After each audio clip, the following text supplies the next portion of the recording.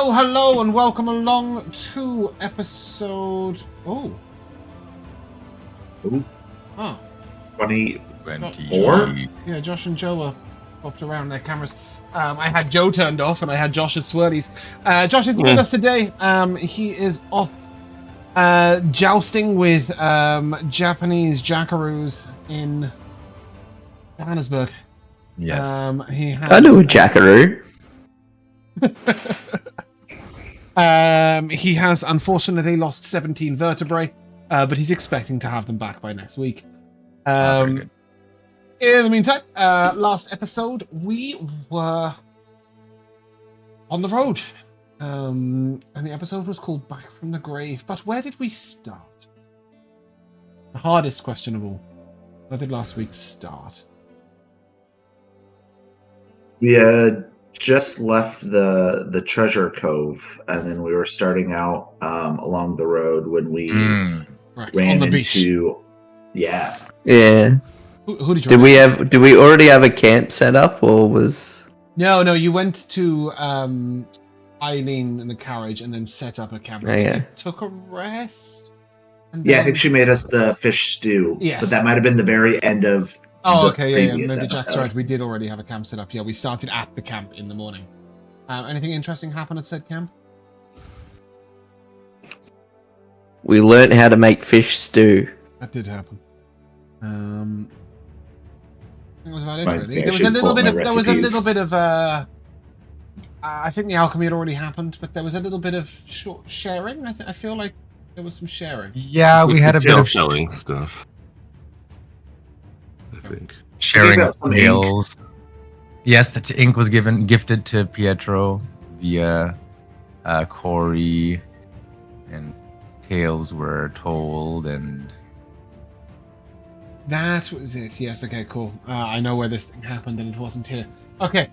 You continued on down the road, and you bumped into a guy. Well, you didn't bump into him because you stopped the cart, much to Vel'zekiss' disgust. Why did we stop the cart? Carriage. well, he was in the way. he was in the way, I believe he was just sort of standing indignantly. Like, who Staring was into he? little holes in the cliff. Oh, Broken. Roken. Yes. I don't think I gave you guys a surname, did I? I didn't know you gave us a first name. yeah. I just have I the even no. typed it out, Roken, like this. Yeah, with a W because he's cool. I don't know why I wouldn't have given you the surname because it is absolutely astounding. It's Rack Scrangler. Wow.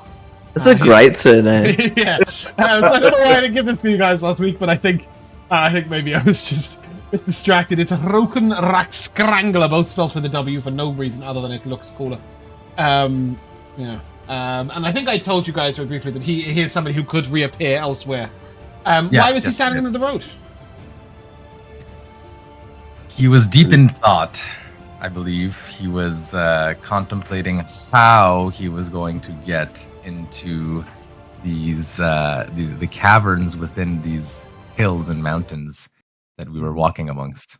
And when you first encountered him, he was in fact concentrating. Anyone remember what spell he was concentrating on? Clairvoyance, I believe. Yeah, and right. voyance. Yes, indeed. That's right. Both of them. When you bothered him, you decided to solve his problems. How did you solve his problems? Well, I used one of the scrolls to create a familiar little lizard to carry one of my bracelets inside the hole so that I could see in there and teleport in there. Both sending him by vortex warp and my own little Joe, teleport I had thing. missed that. Yeah, I had thought that conjure familiar. Conjure familiar, is that the right sentence? Find. Yes, find familiar Find was on familiar. your spell list. No. No. Okay. So this is something you can only do if you use more scrolls in future. Is that right? Yeah, but the guy doesn't go away until he dies. No, of course. But should anything happen to Right. dude, you will have to reuse. Say goodbye to a proxy. scroll. Correct. Is that what Yeah. happens? Okay, Mhm. cool. Yeah. Yeah, so I was just clarifying because I genuinely, I thought this was on your spell list, and then you said use a scroll. I was like, aha. I didn't use a stick to cast the spell with the scroll, did you? Or did you? I think so. I think I have Oh, it. you do have the stick of scroll usage. It is a wand. I like to call every wand and staff a stick because I think it's amusing. Sure. Cool. So you found Proxy, and Proxy found the inside, and when you could see the inside and took his bracelet in so that you could see through the bracelet, you then did a what with the who? Then I vortex warped the guy in there, and then I snapped myself in there with my own little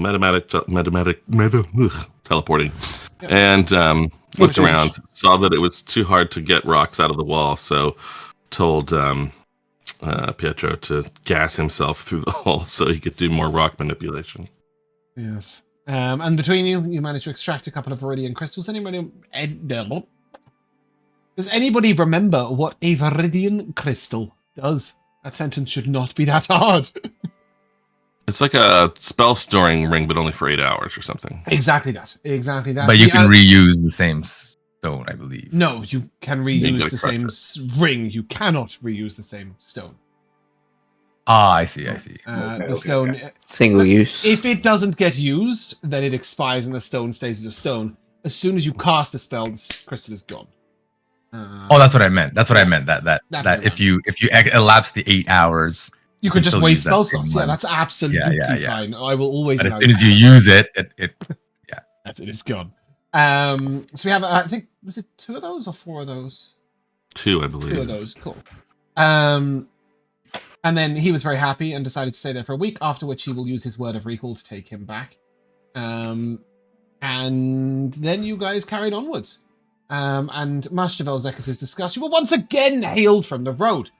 Who was calling you and what did they have to say? Sorry, on the way, I will just note that on the way there and outside, there was a story with a motto told from Toothy to the others, which was Boxxo was particularly annoyed that Toothy's clan don't write things down. Because how can anything ever remain true? Because Chinese whispers or something, or I don't know, I'm sure he had some logic. And also, Corrie sent Boxxo climbing up a wall to get some flowers. Well, actually, to get some shitty grass from a place next to some flowers, but that's fine. And then you were interrupted from the road by a dude in a farm, shouting what and why. He was shouting for help because he was being attacked by the undead, by a ghost, I believe his exact words were. And it was one hell of a ghost, wasn't it? It tried to kill you all. Oh, yeah. Yeah. Damn near did. But you put it down. Very nearly did. And having rescued him, he offered you fair use of his, or free use of his home for the night to shelter. But Corrie was aware that if the Revenant was not properly pushed to rest, it may return for revenge again. And that, right there, is where we resume. Corrie, I will hand over to you. Is it possible for us to trigger a short rest right now? I think, in fact, the plan was to go inside the farmhouse and have a long rest, because it is only 4:30 in the afternoon, and then perform the ritual at night, sort of in 6 hours' time. Okay. So really, because Corrie is having a hard time dealing with this farmer. The fact that he killed people to get them off of his land instead of sharing or find something. He's in a bit of a tiff. So he kind of goes off to a little bit area and uses for the first time our Blessing of the Hearth, which is one of the Cleric special features. So he's going to kind of like conjure this stone hearth and cooking cauldron and like just cook. Like he can't deal with anything else right now. Like he just needs to like cook some food to prepare himself for the actual cleansing for the evening. So if everybody else is going inside, he's just gonna be there putting together a little meal for himself. Okay. Just to ask the others, if you were to all go inside and, you know, the farmer will provide a meal from farm stocks and stuff like that, and a big farm table, and there's a nice crackling warm hearth and all of that, but you will notice that Corrie is not present. Are any of you the sort to go and find out why? Or are you the sort to go, well, whatever, he's doing him and we're doing us? So, sorry, Corrie did this outside? Corrie has found a little space outside, away from the house, to then go and set up his own little rock. Oh, okay, I thought he had went somewhere in the house. I see. The answer can be no. You don't have to go. I'm just. Well, I mean, like, so I think what Opportunity. in Pietro's case, like, as we were walking in, he might have noticed immediately that Corrie had not followed, and then sort of just like ducked his head out the door to see what he was doing. Mhm. But if it seemed like he was doing any sort of like clerical, ritualistic sort of Cooking. thing, I know, but he's like conjuring and magicking in Yes, he is. some degree. It does seem ritualistic. I might leave him alone, but if he's just cooking and just setting up and cooking, I come over and ask him what the hell's going on, or not what the hell's going on, but like. Yeah, I think the first time you pop your head outside, he's just sort of ritual casting. But when you pop your head out the second time, he appears to just be, I don't know, barbecuing some sausages, or whatever it is that Mark's choosing to cook. So yeah, you would see him cooking the second time, should you wish to go over to him. Yeah, I think Pietro might approach. Will you be joining us, Corrie? I will not step foot in that man's house if it is at all possible. And I just hand Pietro a bowl of succotash. Does that translate? That is a lot Yeah, cooler I than know. a sausage. I know Okay. what a succotash is, but Yeah. I figured North American would, but maybe not Australian or Hey, British. spell that. SUCOTASH probably. SUCCO, I think. It's Yeah, like a vegetable sweet corn bean dish, I think, right? Yeah. Oh. Cool. So it's very like simple fare, but like just kind of the land, like very like no presentation. It's just comfort food. It is just like simple nourishment, and he just kind of like hands it over his shoulder to you as he's talking. I will telekinesis it over to mine. Nice. To think that like his land was more important to him than human life, and that there was no other solution that he could come up with other than to just kill. Oh, I cannot. Pietro is just eating, and through his like chews, through his like muddled chews, you'll just hear, no different than a king. This is true, but we should be better than this. We shouldn't be so possessive and so angry to people that could be our neighbors. Like, what if those two families had lived on this farm together? Like, how much could they have produced when they worked together versus fighting over who had what? No, maybe. Perhaps this is human nature. And you'll notice that he will look a little despondent at your bringing up of this idea of warring neighbors and warring families. It is true. It seems to happen everywhere. And I guess even in nature, you see territorial animals and they fight, and I just wish there was a way for us to be better. But he kind of grabs his bowl of succotash and just kind of waves away all of his cooking apparatus, as now he has something that he can hold and eat and kind of work through his emotions with. Thank you. Thank you for coming to see me. Come, we will sit and eat together, and after that, while I understand being a cleric and not wanting to stay in the house of a murderer, I'm very tired, and I would like to sleep in a bed, so... That is fair. Pietro will sit and eat with him for as long as Corrie still has food in his bowl.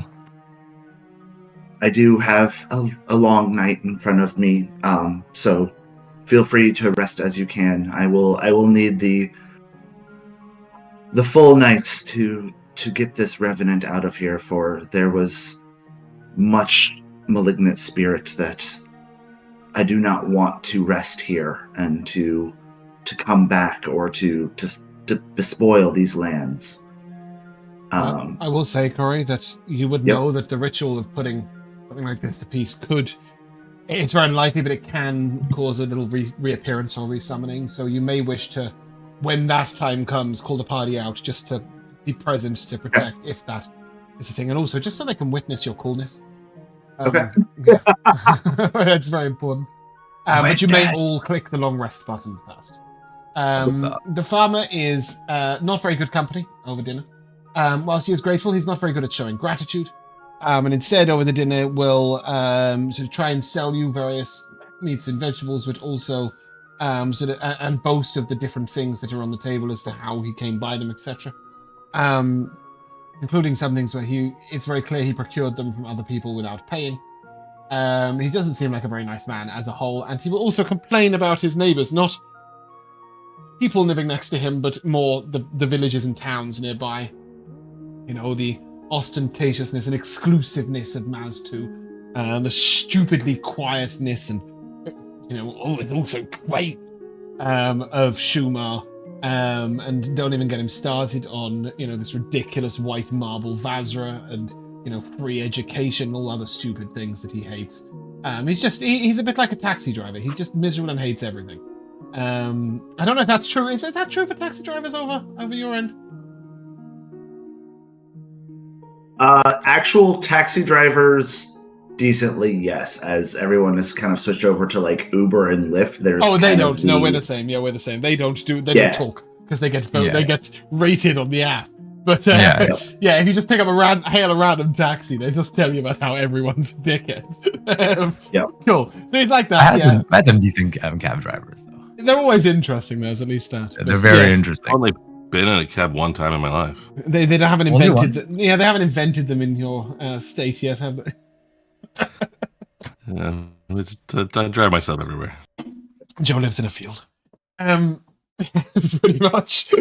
Anyway, so after your long rest, and you know, I'm sure you all took an early night to get away from this arsehole. You are all able to go out and witness the beginning of Corrie's ritual. So in the time after the long rest, Corrie is kind of collected. Well, one, he's blessed some water, so he's ready for that. With his water and silver and what have you. I had to look up how that works. TLDR, you cast ceremony and water becomes holy. Cool. Perfect. Yeah. But in the field roughly around like where we fought the Revenant, not specifically like, you know, next to the farmhouse, but like just kind of in that part of the land, he has constructed a giant ring of stones. Like bigger than a like fire pit, but kind of like, I don't know if you guys ever did like, you know, summer camp sort of thing where like everybody has like a log that they're sitting around a fire, and then there's kind of that you make with it. Like it's that size of like if there was a fire in the middle here, like everyone kind of could be comfortably close to it. And he's slowly placing tiny stones within that, almost like the ones from his pouch. Just like little pebbles that he's meticulously placing around the circle for the start of his ritual here. It's approximately 2:00 in the morning. It's a clear night. The stars are out, no clouds to be seen. It is that sort of lovely spring night where it's cold enough that it feels fresh and crisp, but warm enough that you do not shiver. And there's a sort of smell in the air as Corrie, as you begin this. First, it's a little like sort of pine nut, and sort of the fresh loam of the forest around you. But somewhere in that smell, there is sort of sweetness. It almost smells. If morning dew could smell of something, there is that sort of light smell of moisture and sweetness in the air. Can I have an Arcana check from you, please? Might also take a nature check from Vel'zekiss. Was the Arcana check from Corrie? Yeah. Yeah, 7. Good. I never use these stupid cards. I don't necessarily need one. It's decent, but let me use one. Go for it. Well, yeah. Ta-da! Sorry, that's stupid. No. It's just, that's what I You call said everything. ta-da. Where the fuck did it go? I don't know. I drug it into the table here. Oh, I you see guys. it. Yeah, I can see it. Are you guys What We're lies on the, like, beyond landing you screen. and lies welcome in here. front of you. Hi. What lies You were in behind you and what the- lies in front of you compels to what's inside you. Yeah, we've been here all this time. Like, I even put Corrie and Pietro over to a little side to have a little meal together. All that. Just me on my own, having a little fantasy, playing Sims while you're talking. Fucking dickhead. What did you get on the roll? 21. So it did put me over the 20, which is nice. The 21. You also sort of not only just smell this, but you feel a sort of tingling on your back and on your, if you have bare arms especially, you're sort of, it's akin to goosebumps, but almost like sort of rain is speckling down onto your arms. You will know this to be the presence of the Fae.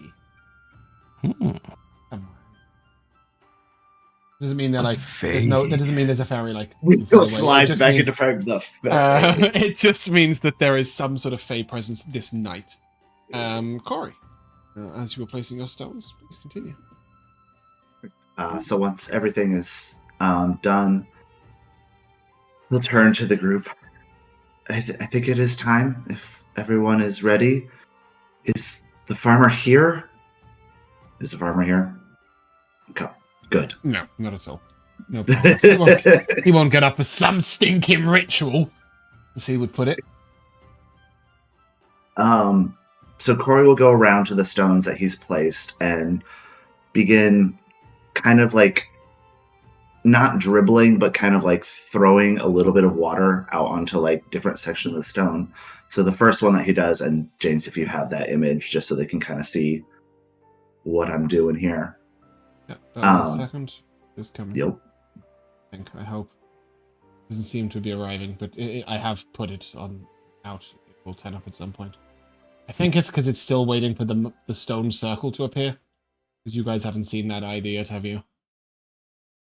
Oh, No. there it is. Oh, there's There you the go. stone There it circle. is. How exciting. Stone circle. It's probably a bit bigger than that, but fuck it.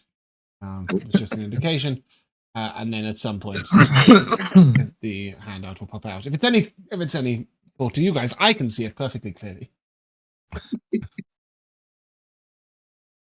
Lyserta, please welcome Ooh, look at this. these souls into the next part of their journey. And as he says this, the stones in front of him will immediately glow and then kind of fade, and like the image of a lizard will appear in the sky. And briefly, if you're looking like way up in the sky, some stars will flash brightly. They won't continue to shine brightly, but there will be like a little instant of a response. Cepheus, let justice find this man. And the next set of images will kind of glow and appear above the circle. And he'll move around. Vela, protect this land. There's been so much evil here that I fear it may be corrupted. But if you were to protect it, it might provide nourish for future inhabitants. Corrie is really hoping that this dude is kicked off this land and is not able to live here anymore. Aquila, find the souls of his family. For while he is evil, they do not bear his shame. Let them know that they can be forgiven and move on. And he goes around to the water droplet.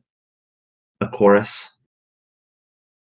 I'm sorry for all of this senseless violence. May others find strength in their hard times and find better ways than evil and violence. And then kind of as he gets to the end, the last little droplet, like he hesitates.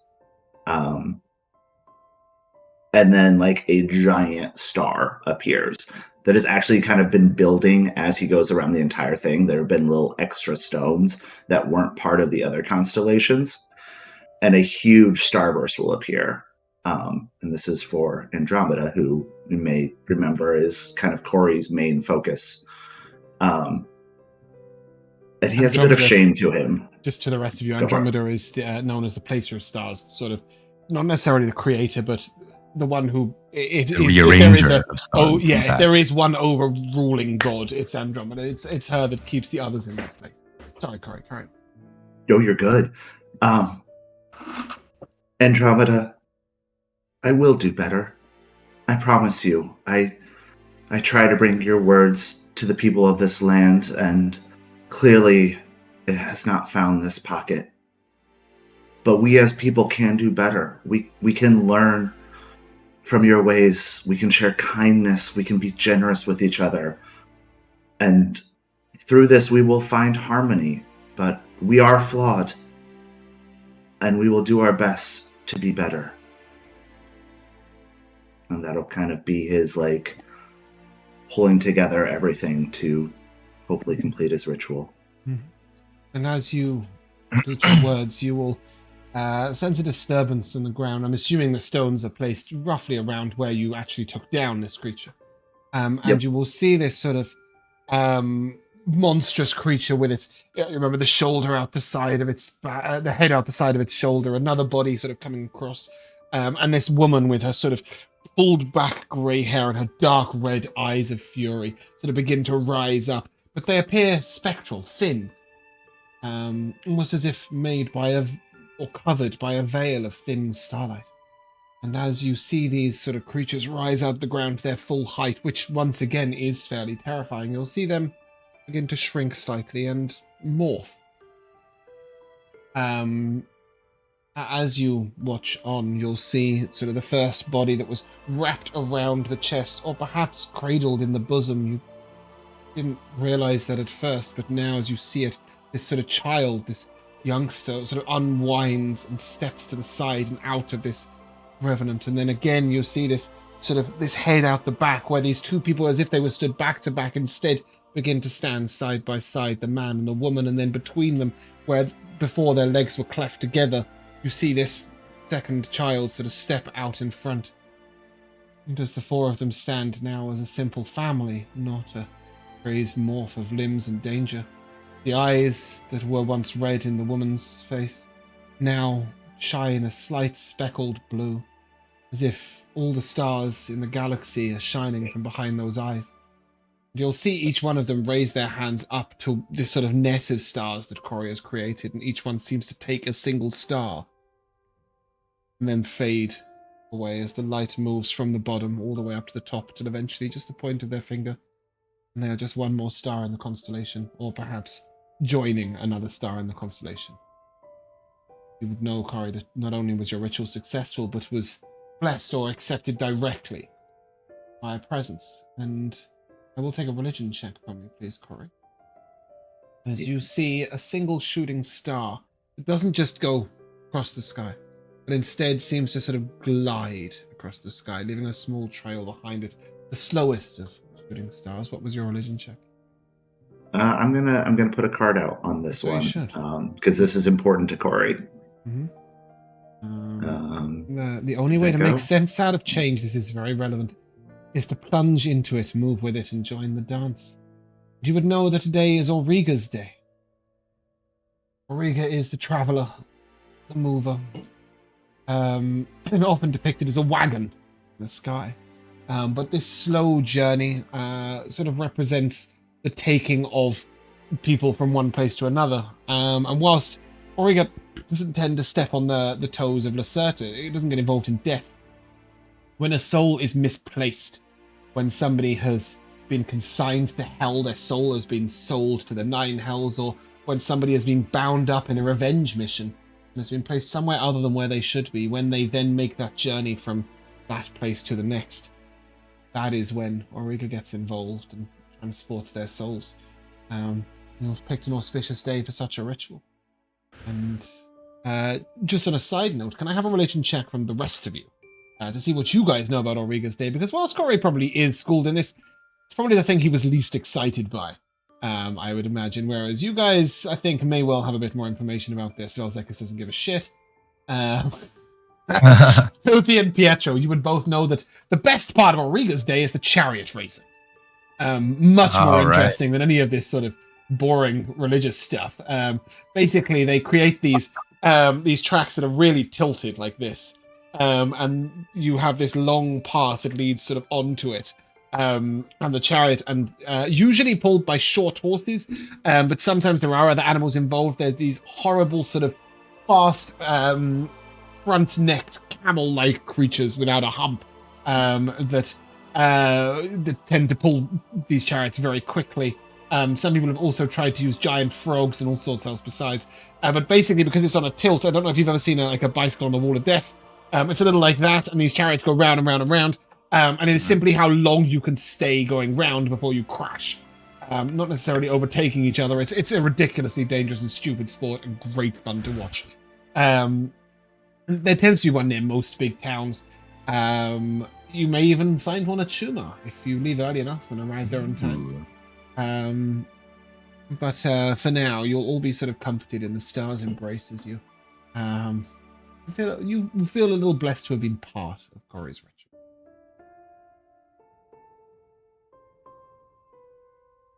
I do believe we are done here, my friends. Though that man still lives in this house that he doesn't deserve in my mind.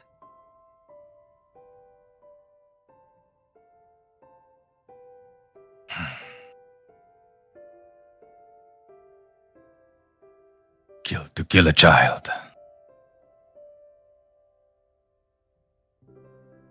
And Pietro's almost speechless, like just shaking his head. Perhaps we will find someone in Shumah who would be willing to come here and make sure that he meets justice. For I am guessing we don't wish to accost him and force him upon our wagon to take him to receive any sort of punishment. I personally don't want to ride on the road with him. Do you think if he got the punishment he deserves, he would be riding anywhere on a cart?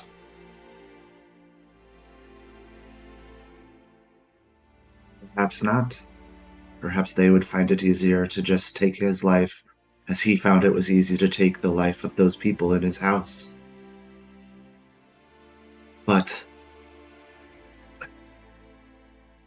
And would that make you feel better? No. The best would be if... And it's not barbaric, but... it is barbaric. It's not very civilized, but... He could work still. He seems to be an able man that he could help provide for others, and maybe that would teach him the value of sharing with the people around him. Though I don't think he would do it willingly and would need a bit of coercion. As you're saying this, Eileen will emerge from the farmhouse. Sort of bags ready. So, getting off early this morning, are we? I don't think I want to stay in that man's house anymore. You have a good intuition, Eileen. You'll be fine on your own. Started. Right. Yeah, that. Why do I have a good intuition? He's an terrible person. And you finally learn to move on as soon as you realize that. Right, yeah, definitely that. Give me an insight check, Vel'zekiss.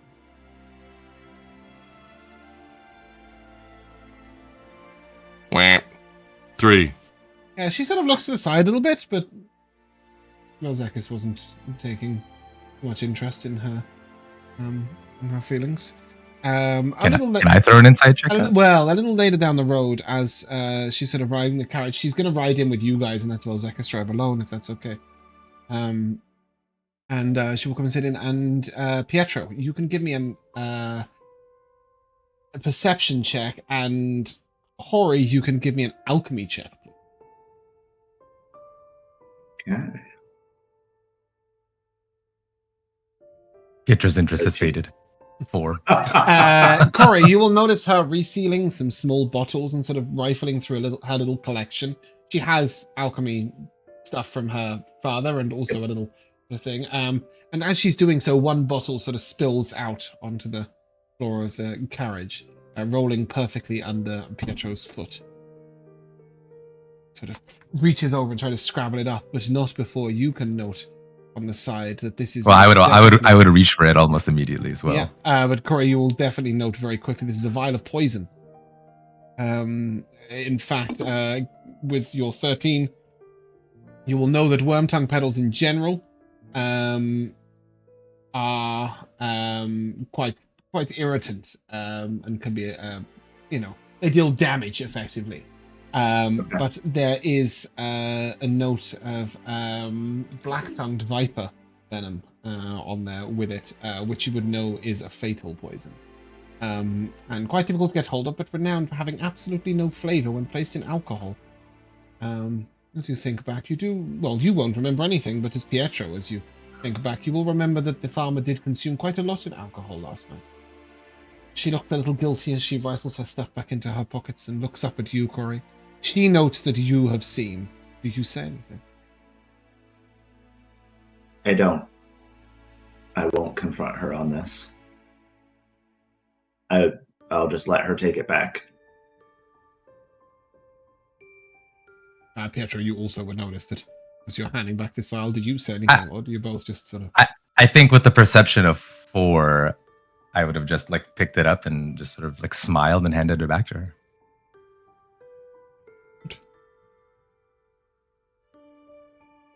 And as you do so, she sort of puts everything in her bag and nods to herself. Feels in good company. As you head down the road to Shumah, Vel'zekiss, I will take a D100 and a perception check, please. All right. Very quickly fill my coffee. Mm-hmm. That's an exact 1 on the D100, and the perception is a 16. Okay. We've had some hell of rolls today. I'm going to need a minute on the exact one. I flip it and do the other side? No. I mean, all the numbers are as exact as each other, but yeah, let's... one feels special. Where's my traveling part sound gone? I seem to have unalphabeticized this. I think I've gone to play it and I've accidentally, dragged it somewhere and now I can't find it at all. I wish you could search music the way you can search images. Roll20, it would save me so much time scrolling up and down. Yeah, I haven't tried to use any Roll20 stuff on the DM side. Yeah, I have a really, really good little track for this. That is... You're prepared for the rolling of a 1 at 3 o'clock in the morning? No. It's now sort of 5 a.m. The dawn's come up. I've got good sound for traveling. Oh, there we go. Okay. No, I'm going to need a minute on this one. Let's get you guys to place your tokens on the road, please. Sort of somewhere in the middle.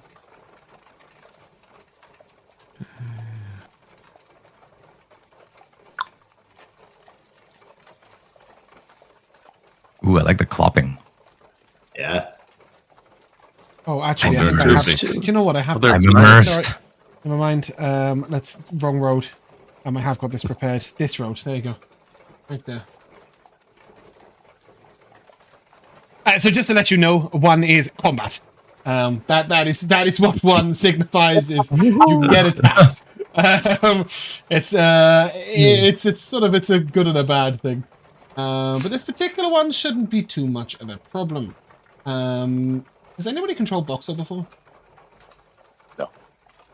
Have I got any rogue specialists? I mean, I basically Yeah. know one. Joe, I think, if I may, I Sure. will give you access to Boxxo's token, stick Boxxo. We're gonna do this like this, so that Vel'zekiss is at the front of the carriage. Eileen is on the carriage, but we're not going to worry too much about that. I don't want her to die because Joe rolled a 1. Why can I not give you permissions for this? What is going on, Roll20? Please give us some...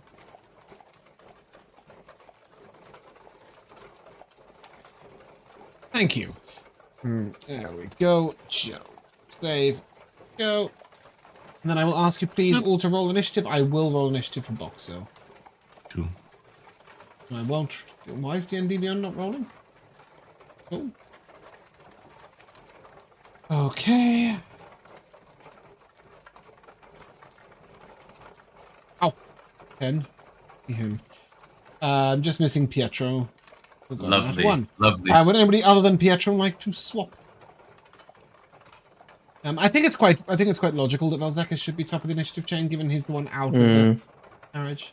I think we'll just Yeah, I don't know what we're dealing with yet, no, but you haven't got a clue. I'm not 100% certain yet either.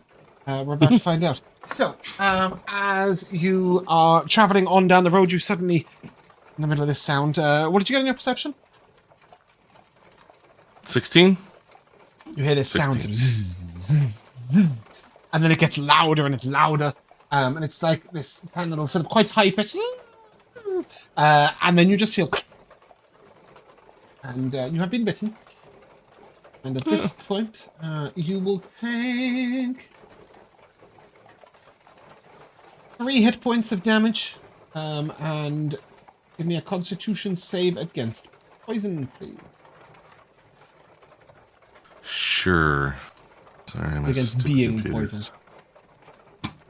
Come on, screen. Okay. 3. Let me get that before. Also, can we just make a side note that this is the absolute best update D&D Beyond has ever done? Now all stat blocks, if they have the words grappled, incapacitated, prone, restrained, etc. in, you can mouse over them and see the exact definitions of that effect.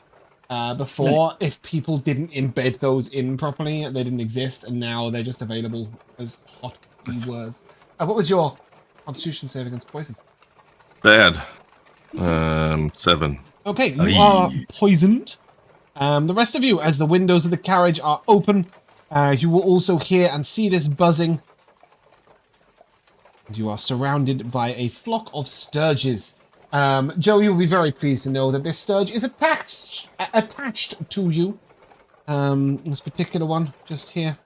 And so he will have the little mark to say we are attached. Where is the little mark to say we're attached? There we are. He's a little lightning bolt. Yeah, that's very nice of him. The others are going to fly in and cause all sorts of manner of hell.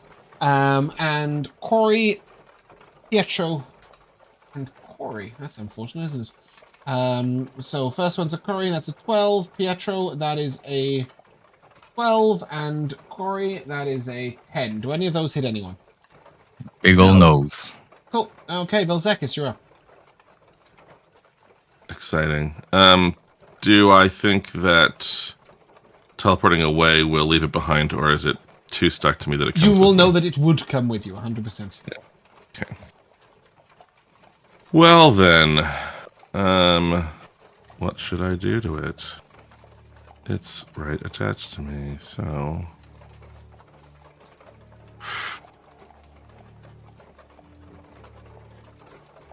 I really want to remove it, but I don't know a good way to do that.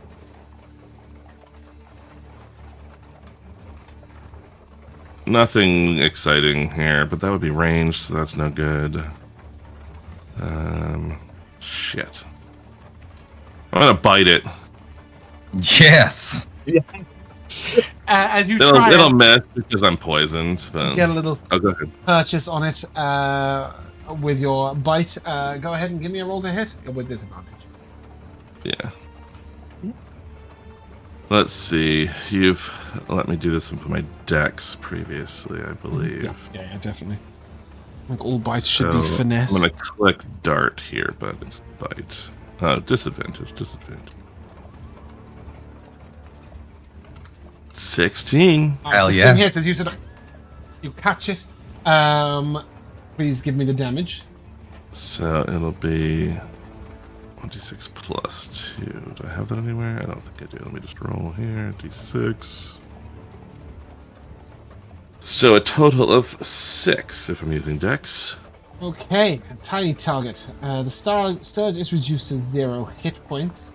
You will take half the damage dealt, so you take 2 piercing damage. That's no fun. As you try and bite it, and a bit of your... So you gnash it so quickly that your teeth sort of dig into your skin on the other side. You have bitten yourself. Well, I got 3 temp from that, so I end up with 1 temp. Nice.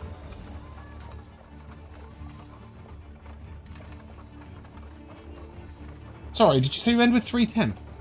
No, I got 3 temp from biting him. You do? Snip. Yeah, it's the Lizardfolk hungry jaws. You bite and you basically like eating them and gaining their strength. So it gives me 3 temp equal to my proficiency, which is 3. But then he did me 2. I did myself 2 damage by biting the thing that was in my own arm, so I'm down to 1 temp. Okay, right. I see that. That works. Cool. Any bonus action from you? I don't think I can get far enough away to reasonably avoid them, so I'll just stay where I am for the moment. What I want to know from you next, Vel'zekiss, is obviously you are in charge of the carriage. You will see that a couple of sturges are biting at the paired horses. Do you want to try and stop the carriage? Do you want to try and control it to let them bring it to a slow halt as they fight off? Or are you going to try and like speed up? Or what's the thinking? Well, they seem pretty zippy, right? I mean, they came out of nowhere and were making a lot of high. They did. They zipped out these trees very fast. Yeah, I mean, so I don't think we're going to outrun them. So I will try to get the carriage to just stop in a coordinated fashion. Yeah, as you pull on the reins, the carriage comes to a very steady, stop. One horse sort of nuzzles a bit, but you'll note they don't seem anywhere near as affected by these sturges as you guys are. Much like horses don't get that bothered when they get harassed by flies. Mr. Stumblebump. You have at least 2 of these sturges trying to cling to you. A reminder that you're in a carriage that has a sort of shuttered window on either side. Both windows were open. It also has a big flap that opens at the back that you guys can get in and get out of. One day I will find an AIR to this carriage. I have tried so many times and I have not succeeded. Do you have an initiative tracker, James? Yeah, that's what I was going to say. Oh. Okay. I think yep. But Vel'zekiss' bite took it out in 1 hit, right? Oh, yeah. He did 6 damage. He only took 2, by which you as a player might infer that the Sturge has 4 hit points. Okay. Yeah, so we can sort of see out, but we're inside of this carriage. Yes, indeed. Okay. I was gonna do a really big cast, but I feel like that might be a little overkill here. We're gonna backtrack here. As I see kind of Boxxo towards the back of it, I am going to cast Dawnfire at him to try and clear out the back corner here. These sturges are outside the carriage. Okay, cool. Yeah, so then, now the only ones that are inside are the ones that are inside the carriage's space, if you will. Cool. So I know this is a bit complicated, but basically if you imagine a little 6x6 here. Got it. Okay. I might have a thing for it, but in the meantime, you do you. Yeah, I'm just going to whack this one that's kind of next to me in between Vel'zekiss and I with a staff, if I can reach it. Yep. Okay. Go ahead. Click the... Did that not roll? Oh, why is it the attack? No? Because the +5 should be my roll to attack, right? Hit the button DC. Hit the button next to the name of the attack. Yeah, where it's the hit DC is the +5, and that's what's pinging at me. Staffs almost never roll to hit.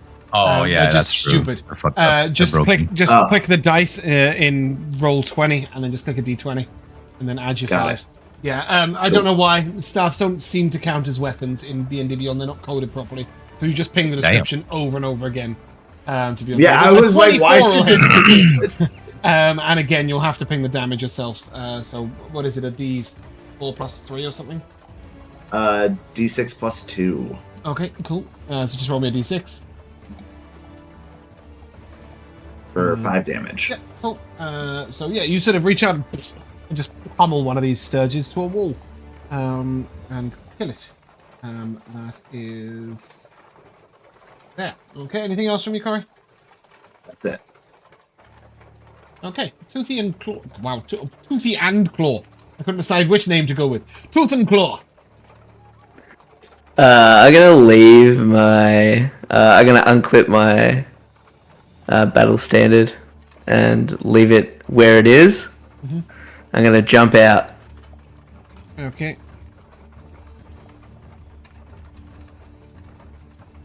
And I'm gonna look to the right. I'm gonna look to the left. And I'm gonna decide. Well, I think Boxxo and Corrie have it covered on one side. I'll go this side, and I'll jump and try to swipe one out of the air with my claws. Yeah. Okay. Go ahead. Roll ahead.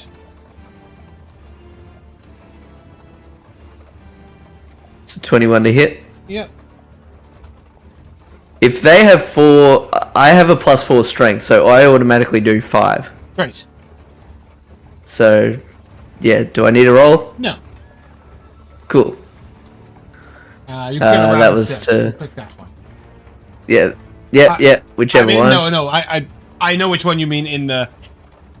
I'm picking random ones in the encounter thingy. I looked at potentially labeling these A to N, and then I just thought, no. That's where I was at on that. So, go ahead. I'm gonna continue. Yeah, and I'm gonna attack again on another one. Roll the hit. That's only a 9. That'll miss. You swat and it sort of splits out your way and comes flying back, just like an annoying mosquito. Okay, that'll be the end of my turn. Do you not get a bonus action attack? Are you not? Oh yeah, I do, don't I?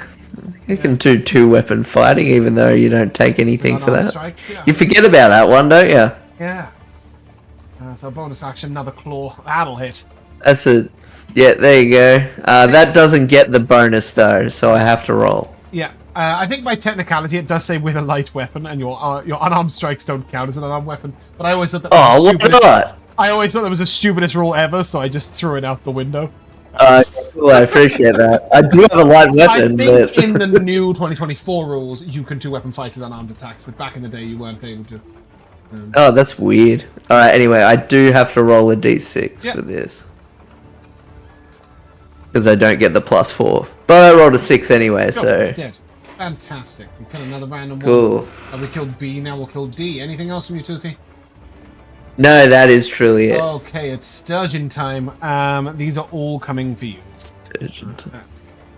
As you can... Oh, it's so Sturgeon time. I've managed to make one disappear. Boxxo get an attack of opportunity.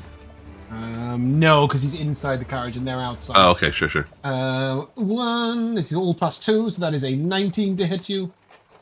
Nah. 10 to hit you. Nah. And, did you say no to the 19? Yeah, my AC is 20. Oh, because. Oh wait, no, it can't be because I would have put away my shield. It would be 18. Oh, good. I want to hit you. That's nice. You take 3 piercing damage. Roll a con save against being poisoned. And Joe, it is Boxxo's turn.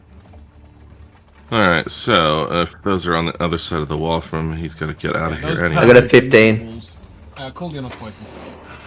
Where's the way out? The back. Okay. That way. Alright. Well, it's not as good as I was thinking. Alright, I guess he has no choice but to come out there, but now he's right next to ones that... Well, I mean, you can go out, like, that way. Yeah, I guess. He can throw his daggers, too, I think, from inside.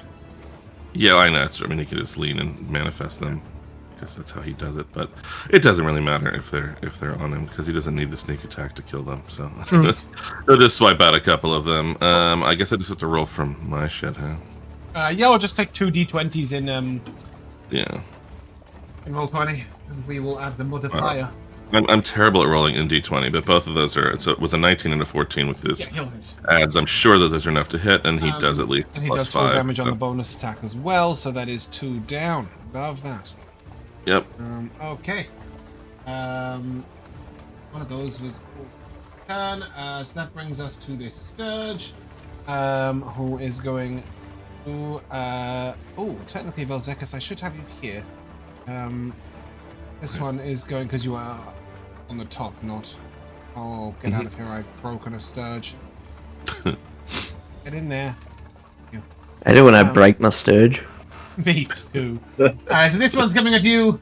That is a natural one and will miss, so that was worth moving them all around for, wasn't it? And then this one is going to go at Boxxo, which is one on the outside, which is a 15 to hit, which will miss. That brings us to Pietro. I love joy. There's one inside the carriage thing, which is that one, and then all the others are outside.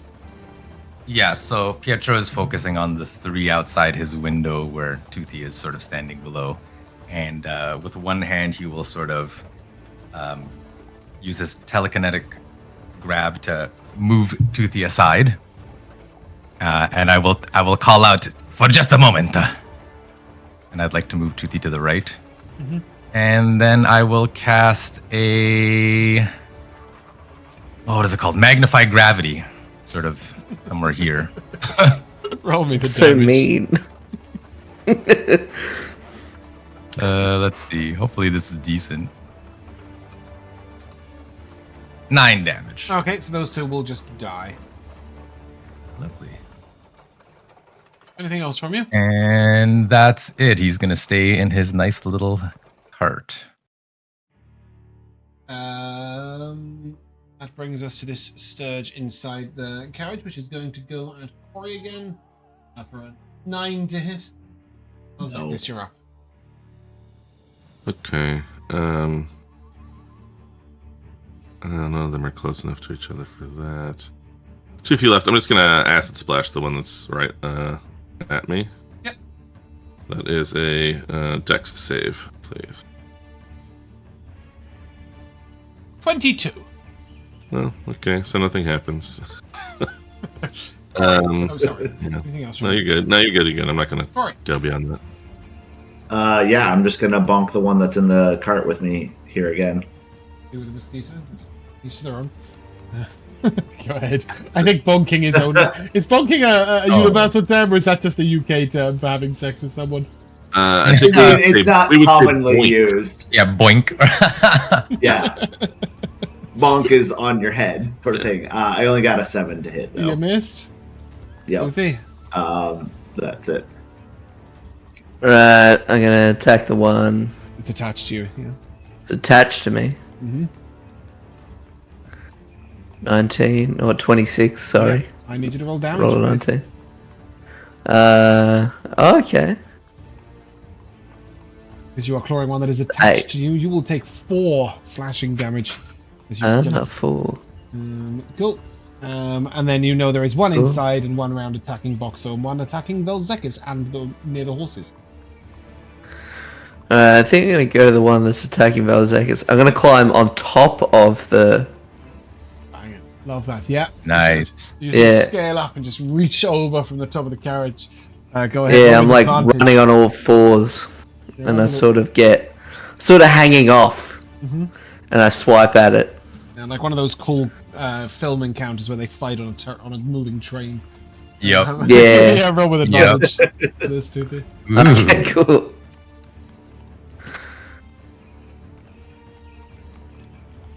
$16, 16 will hit. and that's yeah, that will be dead. dead. Wasn't attached to anyone, so you're fine. And then I'm gonna continue running, jumping up around. You're going back around. Okay. Yeah. We're going back around. It's a Boxxo. It's a +2 to hit this. Oh, Flanking.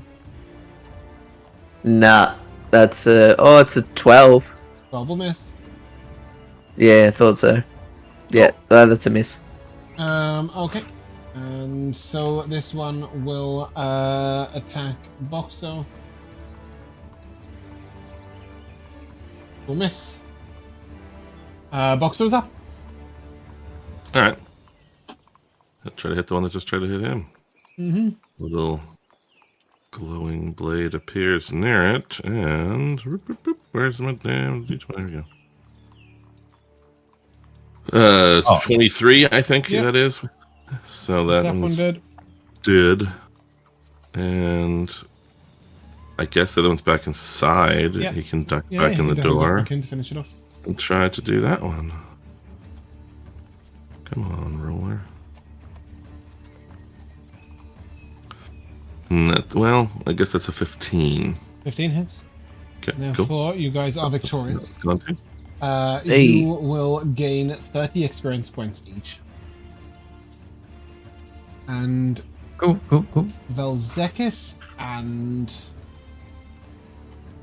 Uthi, I need a perception or a straight charisma check from each of you.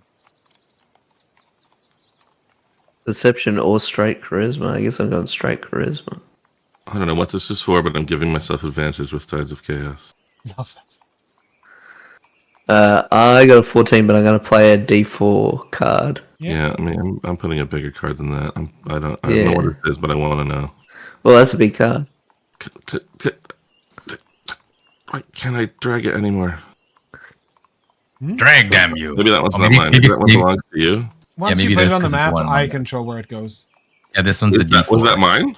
No, this one's a D4. If you use any larger than D4, then this is probably Toothy's.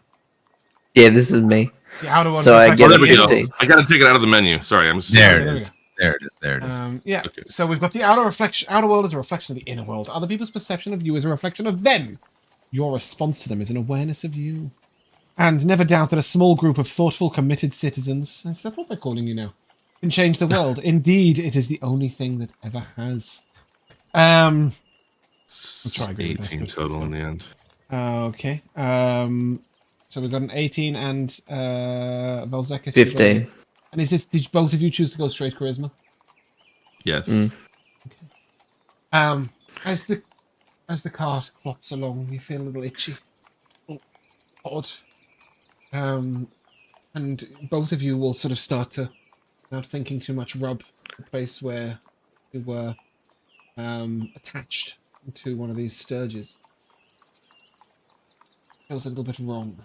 You keep rubbing, but you can't really. The wound is closed up very quickly, a little unusually. And with your charisma checks, who got an 18? Me. Vel'zekiss, you feel almost like there's a slight trembling inside your arm, inside your body. Your sense of self is telling you that there's something unnatural occurring where that was bitten. You were bitten. Yeah, that's a problem. I think it might be. Sort of look back on everybody. When that thing bit me, at first I was just feeling a bit confused or woozy, but there's more to it now. There's something about it. It's invading me in a way. Yeah, you feel it too? Yes, Toothy keeps attaching his arm. I bit it. I crushed it with my own jaws, but it seems to have left something behind of itself, I think. Something that's not me is within me. Is it a poison? Or what do you think it is? You may give me a nature check, by the way, Corrie. Sorry, Karen Vel'zekiss. No, I was just saying it certainly was poison at first. 10. Poison shouldn't move or twitch or feel wrong in that sense. The way they're itching, it's too localized as well. The poison would have moved off. And also, I don't know if I was still poisoned at that point, so I would have actually didn't. hit. Sorry, I didn't at the start of your next turn. cool. I should have said that. Started there. Does it feel magical or physical? Physical to both of you, 100%. I need a. Let me just drop a little.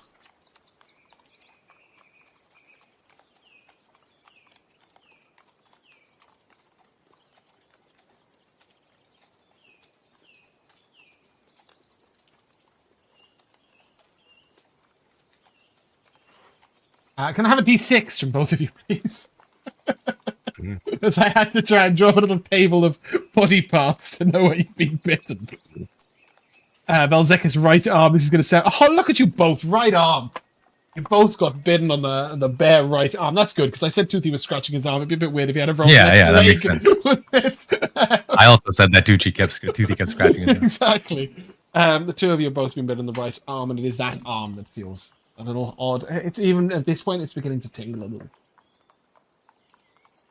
Corrie, are you capable of minor surgery? No, I am not a surgeon. I've always relied on my clerical powers to heal people. Not comfortable cutting anyone open. I What fear surgery? You're so squeamish. I'm gonna bite at my own arm. Vel'zekiss wants this out. He's an uncouth freak. Yeah, as you bite at your own arm, you can take the full sort of 4 damage, we'll say, and you see a little hole appear, and a couple of little tiny flies come out from inside you, from where that no was, good. like tiny little eggs. But you will note that some of the egg sacs seem broken, and nothing came out. Yeah. I think they might be within you. I can't see enough of these fucking. If I could just look at them, I could kill them or escape from them or send them away from me. Give me your arm. And if Pietro can, he sort of wants to try to like use his magic to like increase the gravity around the wound to sort of draw things out. Whatever happens, I'm going to have Eileen drive the cart while this is happening. We're not Probably stop. Just your arm is in an absolute nightmare. Well, we haven't stopped because I didn't stop the music, you see. That's why. So we're still clopping. You can give me an Arcana check, Pietro. No spell slots yet. I will try. 22, the Arcana. With your Arcana check, you know a couple of things. First of all, you know nothing about these creatures, but you know how blood works. And you know that so much body would be sucked out that you wouldn't be able to do anything. Also, you know that even though the skin is broken, casting magic into someone's body can be a little... It has to be very specific. Yeah, I'm not trying to explode his bicep. More specifically, you would need to be trying to deal psychic damage. Don't we know somebody who can deal psychic damage? Boxxo can only stab, and that ain't gonna help. Yeah, slice. You were saying. I mean, I assume just cleaning the wound with prestidigitation is not going to be helpful enough. You start prestidigitating yourself and removing the egg sacs that are exposed. Toothy, what were you doing? Do I see like all of this that's happening to Vel'zekiss' arm? Oh yeah, 100%. Oh yeah. Oh my god, I'm freaking out! I'm freaking the fuck out.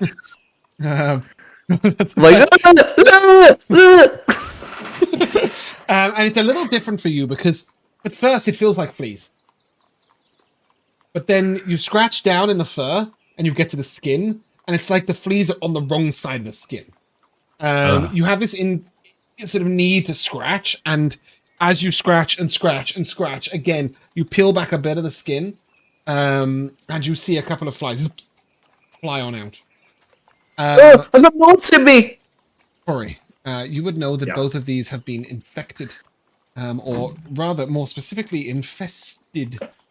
Both of you, I need you to mark off a hit die, please. I think the only way you can do this is to take a short rest, which is really stupid. But just take a short rest, click the hit die, and then hurt yourself again, or whatever is required.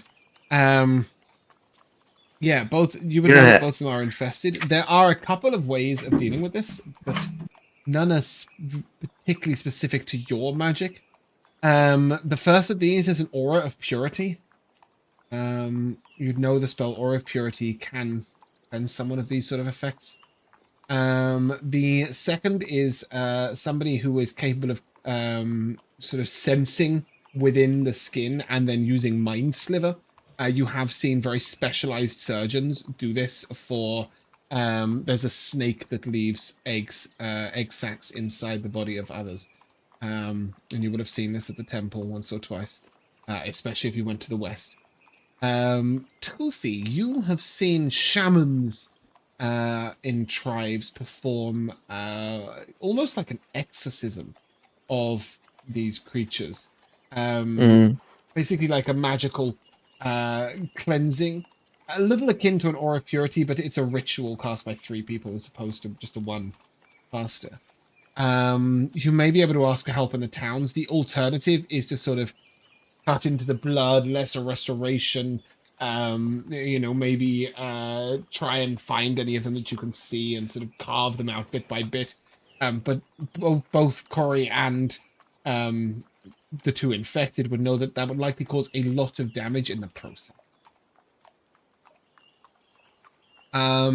Pietro, give me a history check, because there is one other answer, but perhaps a little archaic. You have no cards. Oh, yeah. A long, long time ago, you did hear... Well, you've read of people a long time ago. Yeah. People asking vampires to bite them to cleanse diseases or poisons inside them. Is this a disease? When you saw Vel'zekiss bite himself... No, it is. Vel'zekiss! Who's Vel'zekiss? That's great. When you saw Vel'zekiss bite himself, it made you think of that. No, I did double check. It is not a disease. Pietro may keep that information to himself. I figured you would. Circumstances become dire. Bite you, especially this is I know the answer to this. He's a simple a vampire. It's especially ironic as Jack's character got bitten by a young girl who turned out to be a vampire in our Friday campaign. Gonna ask, are there any young girls who are passing by in the night that need to share our fire? Amanda is currently unavailable. She is crossed off on the D100 list. But yes, as you roll on down the road, worrying about this, you will approach the village of Shumah. This is somewhere between a village and a town, I would say. No, Shumah is definitely a town. Sorry, this is definitely a town. But it is a big town. It's sort of a big town, small city, if you will. And I believe we have a little picture. This is Shumah. Oh, lovely. It is an idyllic and peaceful seaside harbour town. And it's very known for lots and lots of steps that go from height down to the water from different places. And almost all of these are lined with plants and bushes and flowers, and it's a very well kept town, very clean. And as you approach the outside gate, a gentleman sort of looks up at you and, "Travelers, good day, good afternoon." And it is sort of just past 12 o'clock in the afternoon. I will assume that at some point you had some breakfast. It wasn't great. Corrie didn't cook it, or it was just rations. And we will save a cooking check for lunch. But yeah, as you sort of arrive, you may stable your horse and carriage. Just out here, we have free provisions for that. You'll be fed and looked after. Speak to Mathis there. He will give you a identification number. We seek medical attention. Is that so? Sorry to hear that. Well, there is... Why is it trying to play me Baroque music? Stop that. I'm trying to play By the Sea and it keeps starting Baroque Tavern. Like, no. You'll say, well, there are 2 temples here. There is a temple to Corina, and there is a constellation shrine, but neither is attended by particularly experienced clerics. There is an adventuring group in town. You might speak with them. I believe they're staying at the Peace and Quiet Inn. What do they call themselves? I didn't ask.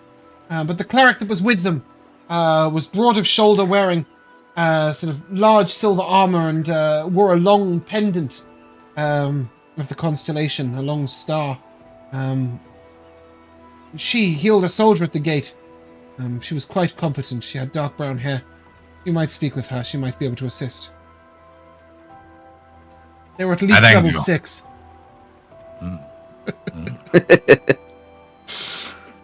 This isn't the rival gang that you guys started at the think so. beginning of the It doesn't campaign. Doesn't sound like it. Can't be. No, They didn't have a cleric. Exactly that. Little do you know, Unless they do have a cleric unless they now. also lost. No, Reowin's just traveling with them. Betrayed you. No, I'm kidding. Reowin has red hair. You absolutely know this is not that.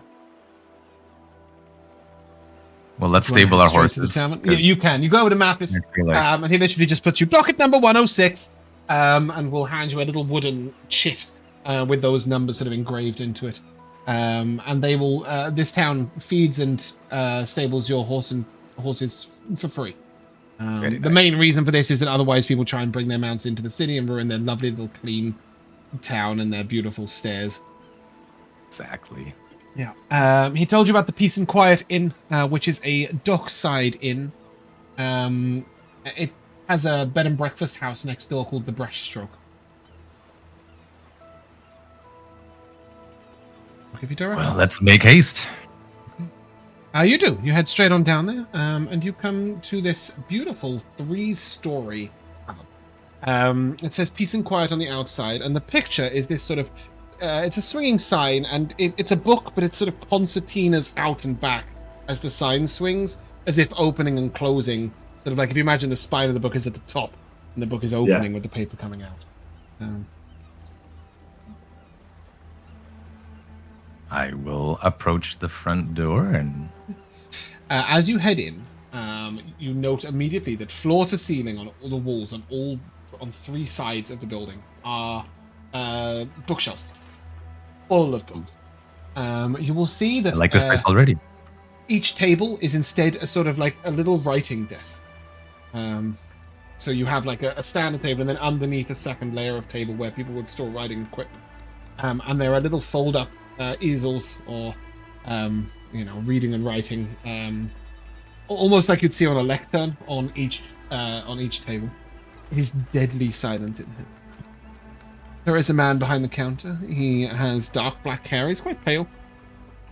And as he sees you, he looks over and gives you a grave nod and a little wave.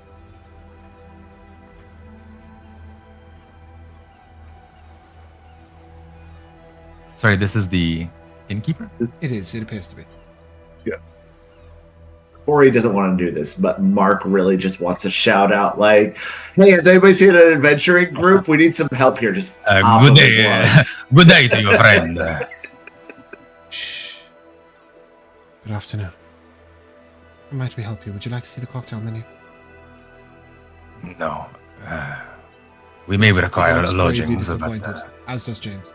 But that's okay. Carry on. we may require lodgings, but Lodgings are next door in the Brushstroke Inn. more importantly, we seek a cleric. Part of an There's a adventuring cleric party. upstairs on the 3rd floor. They were seeking a book about demons. They came with a group. Yeah, you can head straight up. The rest of you, he looks over. Would any of you like a drink? Just already walking towards Yep. the stairs. He sort of looks a little befuddled, like it's free drinking in. Sends you up. You I'll go give up him the a first little floor. bow. On the 1st floor, there is also a library, but every text in here appears religious. There are little markings of the different constellation gods all over each, at the top of each sort of bookshelf. And you'll see that at the center there is a sort of glass-covered cabinet. Center of the room, very long, with different sort of scrolls and texts preserved in glass underneath. Glass is incredibly expensive in Mazrea, I'd like to remind you. A foot square sheet is 100 gold pieces. So it is very unusual to see this much glass anywhere. What will surprise you more than what's here is the fact that none of you have heard of this. It doesn't have any major reputation within the taverns or within Mazrea, or indeed within the temples.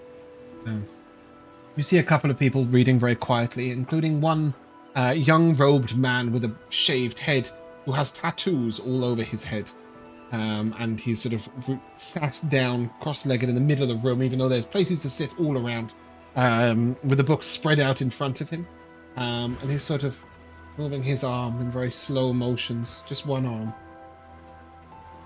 as you walk past him. And you head upstairs. And upstairs, there's a little bit of noise. You hear this sort of very rapid, I don't think that's the one. It can't be the one. No, it can't be that one. Okay, I'll go and get another tome. No problem whatsoever. And you see you see a gnome who is stood about 3 foot from the ground, and his beard goes all the way down to his feet and curls upwards. He comes charging towards you. Oh, I'm sorry. I'll go with you. And he sort of runs off past you. You see 2 very bored-looking, large, muscular gents, both of whom seem to be Goliaths, who are sitting at a writing desk, and they are flicking a coin at each other's knuckles across the table. And then sat in the corner is an incredibly well-dressed man with very close-fitting clothing, a long cloak, some tight leathers. He has a dagger at one hip, and then on the other hip, he has this tiny little harp.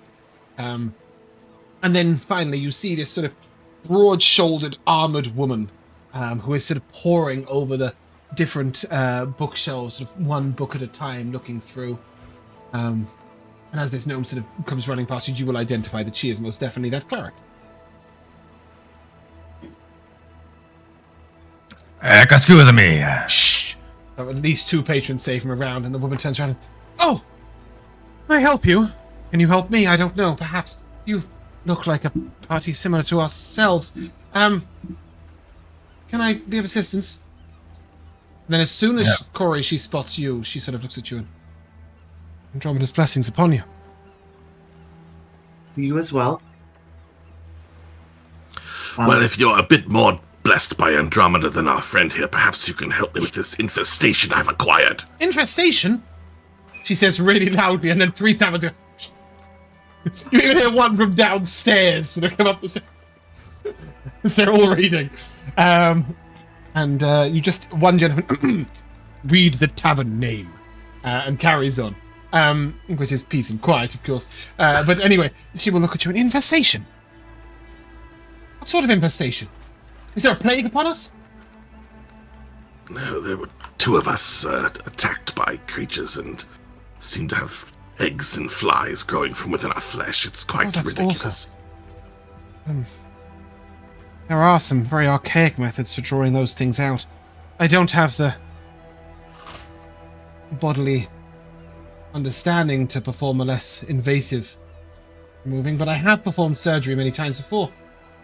It's perhaps something that, well, I might be able to assist you with, but truth be told, we have a fairly pressing issue of our own. You know anything about demons? I can't remember if anything we've actually dealt with is demons. I don't recall. Demons. Not really, no. Only what I have read. There's one in my bedroom. We may have. Some women say that, but She gives you a scowl, and the 2 gentlemen who are flicking coins at each other give an uproarious laugh, and about 4 people you say, "Shut up!" across the tavern. She sort of, shall we head to somewhere where we can actually discuss this at a normal volume? He shouts. We have rooms next door. this is fine with me, yes. They come sort of the rambunctious. So they've got a 6. They've got 2 fighters. Well, they've got a fighter, a barbarian, a rogue, a cleric, and a wizard. They're 5. You guys are 5. So there's 10 sort of people. At least 2 of whom were in heavy armor, come clattering down all 3 stories of stairs. The gnome is holding 2 books, and the gentleman said, "You can't take those books. Would anybody like a drink? This is a drinking establishment." And then 2 tavern people who are sat there at the bartender, and then you all leave in this loud, rambunctious noise and look to next door. You see this beautiful, the brushstroke bed and breakfast, which definitely seems to be paired to this place. It's an idyllic and luscious establishment. And you will see that the board itself is sort of a large painting, which is the inside of an inn. But immediately, Rico and Joe, you will get... Vel'zekiss and Pietro, will get a sort of sense of the arcane coming from the sign, but also from the building itself. And indeed, as you go to put your hand on the door, it is not a door, but a painting of a door. But when you place your hand on it, you sort of enter through the illusion and go in. And everything here is a sort of a painted illusion that when you see it, it's there, but as soon as you touch it, you can go through it. Or indeed, some of these illusions seem interactable with. And you will see this stunning-looking woman. She is sort of very buxom, 5'7", long, dark red hair, wearing not too much in terms of... she's not really wearing all that much clothing, but as soon as she sees you all, she sort of moves slightly, and you see she has luscious, long blonde hair down to her hips, stands about 6 foot tall, elven. She's wearing a dark blue, long corset, and sort of flowing dress. You would notice she must either be an illusionist herself, or perhaps a changeling in a shift weave. And when she sees you, she's, not one adventuring party, but two. To what do I owe this pleasure? And you just hear the clerks, my one's in this way. You will charge straight past the front door. Right. I'm sure you'll come back down. And as you head over, the wizard will suggest that you go to his rooms. I don't take up much of the space. I think we can fit 10 people in. I booked the suite. And you just hear the rogue say, well, of course you booked the suite. You only booked it so I couldn't have it. Just choose a room. We could have talked about this in the street. I don't think you want to be performing surgery in the street. I do plan to deal with this problem immediately. And she sort of gestures for you to come in, and she says, let me look at it. Have you been chewing this? It was a bit of a dire circumstance. A man of action. It's foolish or not, it would seem. You had a fight with some sturges. Infestation sturges. I'll write that down. And begin Fetch to my sketch. pack, will you? And the rogue sort of, the rogue bard, you're not sure which, looks up and, are you absolutely kidding me? You want me to go in the room with that demon and extract your pack? Are any of you good at distractions? He will look at the lot of you. What kind of a distraction?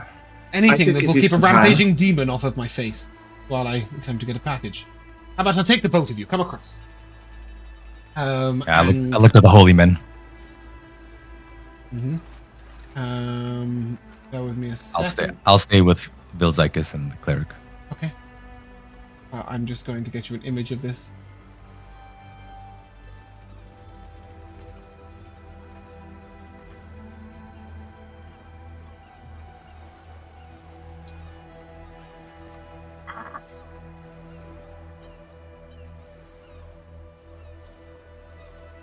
Why is this not working as an image? Well, I guess it won't let me do a thing. Okay. So as you get to the door of this room, you can hear this sort of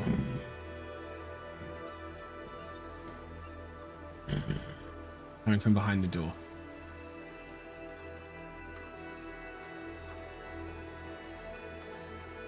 Good luck.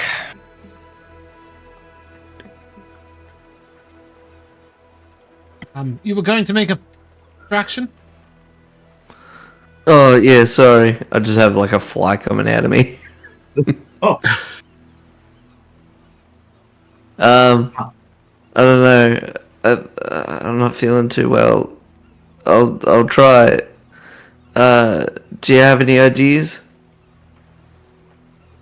well, I was thinking that if we didn't want it attacking us, I could get a weapon, a spiritual weapon, on the far side of it, and maybe just have it attack him, and hopefully the Wouldn't demon will attack turn us. I was around. hoping more for a sort of, I don't know, an illusion or a loud sound or something.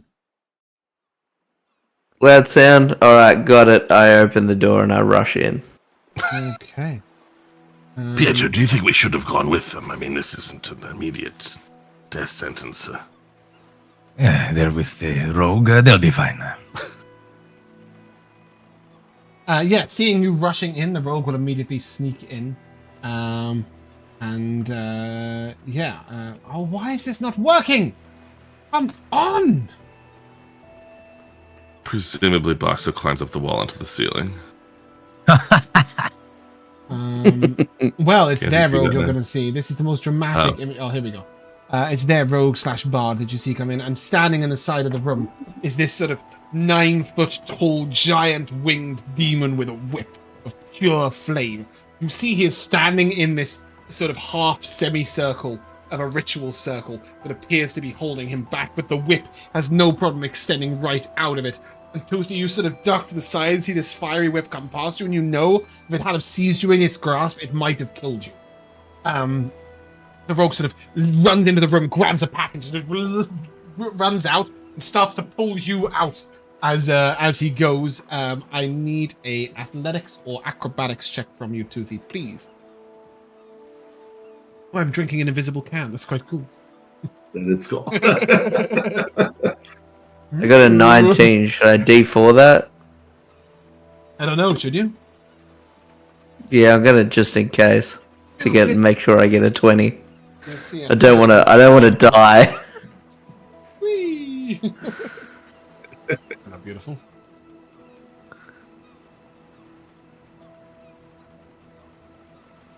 Alright, I got a 21. Yeah. As you sort of leap out the way, and then rush for the door, you just hear, "We'll kill you later instead." Come from this giant demon. Yeah, you guys get out. You can bring the pack into the cleric, and she will sort of look over and, "You all right?" To you too, Steve, that is. Oh, what? Yeah, there was a big demon in there. I think you might have almost killed me. You were warned. He is also afflicted with this infestation. Oh.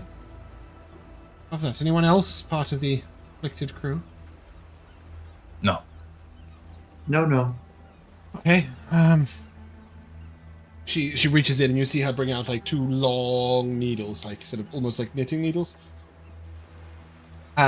She then brings out a very windy long tube. And a very sharp looking knife, and then what looks like a tiny little axe. The Just your surgical arm. axe. Place it here on this table.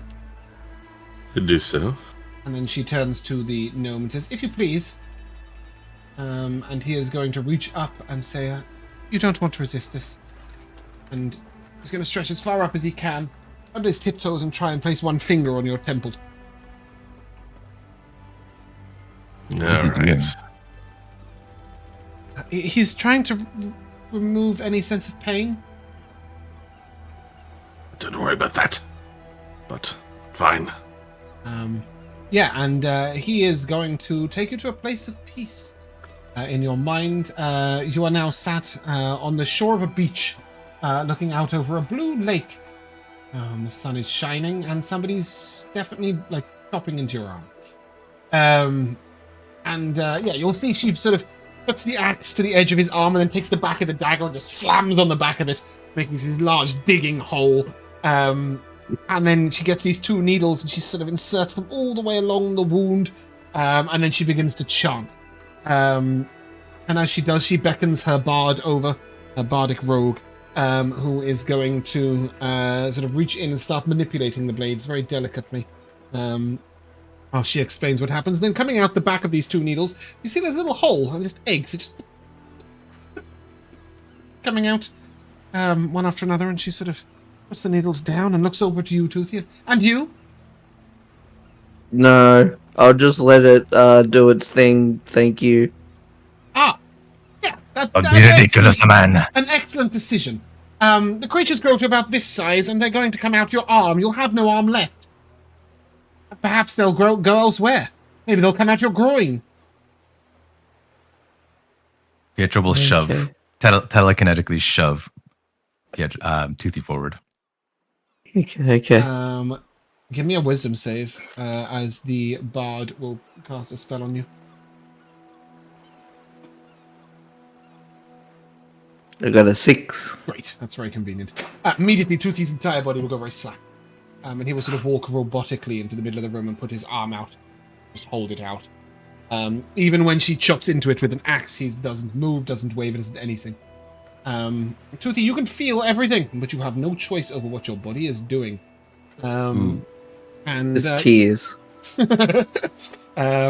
The dominate person spell will turn the tear back up, try and push it back in, sort yourself out. But yes, they will extract these eggs. There are 8 eggs in you, and 6 were in Vel'zekiss because he chewed 2 of them up. Yes, I could have got them all. They maybe they take 1 hit die an hour. And when you run out of hit die, they are stuck in you as they will go in your blood flow. And after 3 days, they burst out of you, dealing 24d8 piercing damage. That's quite dangerous, isn't it? So quite pleased that you've moved on to the town. She sort of finishes this, and right as we were saying, let him out. And as soon as this spell drops, you just feel like your arm is literally on fire. I vomit. A big hairball. As you're doing it, the gnome is desperately casting prestidigitation, trying to get rid of it before it goes over his floor. The cleric will nod to you, Corrie, and ask you to look after Vel'zekiss, as she will cast spells of healing into Toothy. It is only a first level cure wounds is required if you have one available. Yeah, I got it. Fantastic. So use mark of a spell slot. And the both of you will be healed to full health. Oh, you're not missing more than like 6 hit points, are you, either of you? I'm missing exactly 6. I'm missing 7. Yeah, sure. So a 2d8 plus 5 or whatever it is that Toothy's got will be more. That she's got is going to be more than enough. Yeah. So you will both receive that healing. Go up to full health, and she also. So, what do you guys know about demons? I seem to have one in my bedroom. You've just met it. Yeah.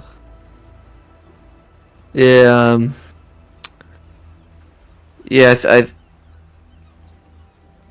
I think it would have killed me. It's possible.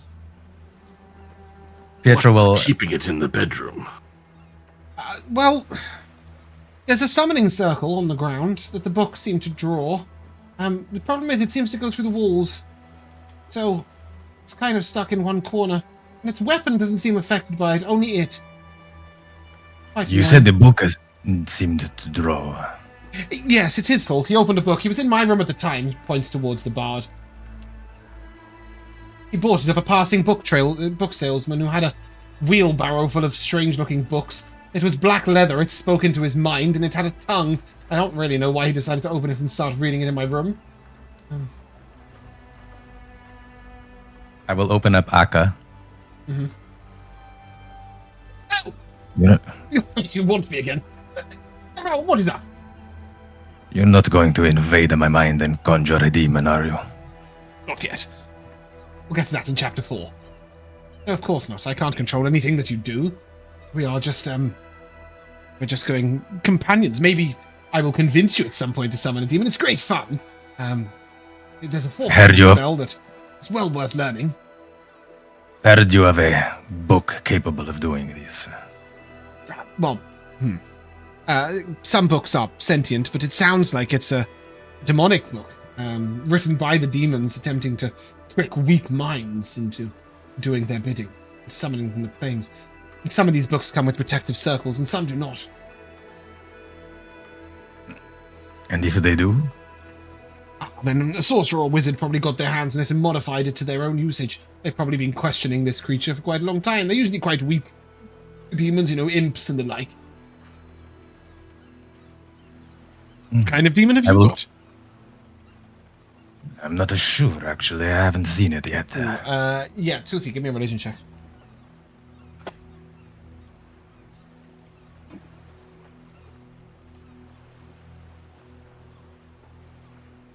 $13. Yeah, with a 13, you know that it had a whip, it had wings, it had horns, and it tried to kill you. It had a whip, it had the wings and the horns. It tried to slay my friends here. Any weapons? Most demons have wings and horns. A whip of pure flame, and a sword of ice. Was the whip on fire? I will ask Toothy. Yeah, it's definitely hot. Yes. You have been the target of a balor. That is, well, probably completely beyond you, to be honest. I see. I will look up at the cleric. You are dealing with a Balor. She sort of turns to the gnome, who just goes, "I told you so!" And she just sort of looks back and... It shouldn't have an icy sword with it. It should have a sword of light. Wide sword is made of ice. It's not ice. It's just light. Looks that way. You see the two of them have been sort of resume an argument they've been having most of the day. And your book will tell you one last thing. These demons, if they're in a summoning circle, they cannot make a save on a spell of banishment. You can't cast that, can you? Cannot. Not yet. I didn't think you wrote it in here. What about those useless Perhaps. companions of yours? I will ask. Is anybody level 7 yet? No? No. I didn't think so. Well, what about any of these? At least these level 6, centers? you were told. Although the wizard did cast Dominate Person, so you might know that they might be a little higher than that. Yes, and when you look over and mention the banishment spell, she was like, "Yes, that's the problem. If we had one, we would have tried it, but we don't. I have tried preparing it, but I have a real fear of demons. I just don't have the conviction in my voice."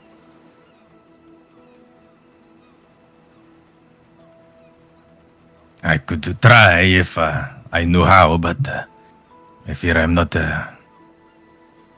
as knowledgeable as you.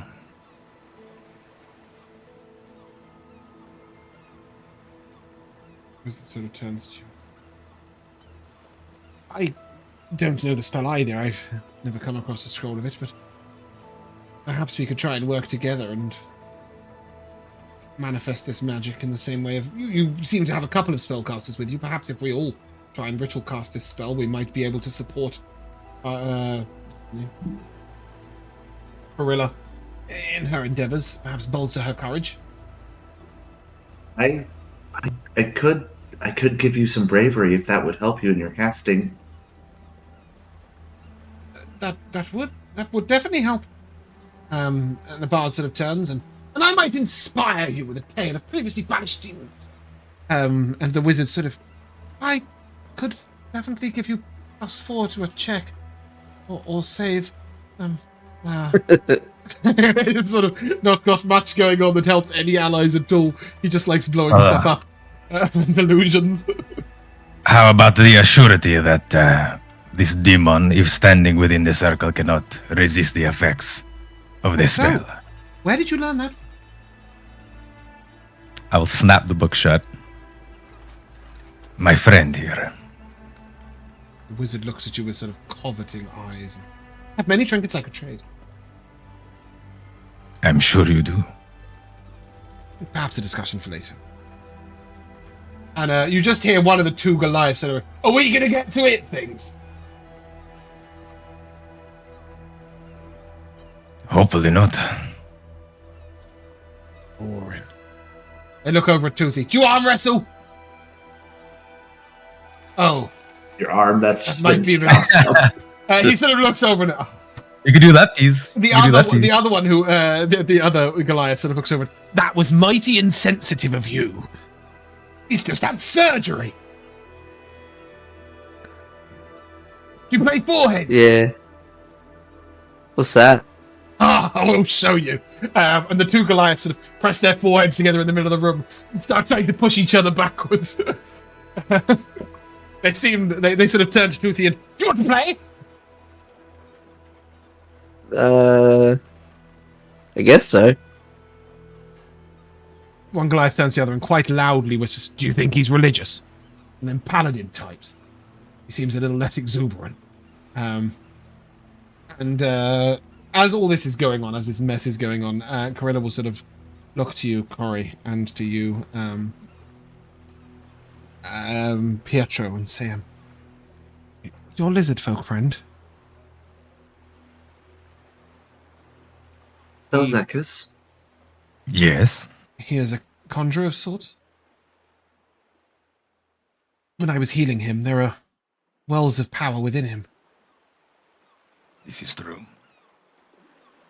He is quite powerful in his way. Is he approachable? Yeah, I will smile and look at Corrie.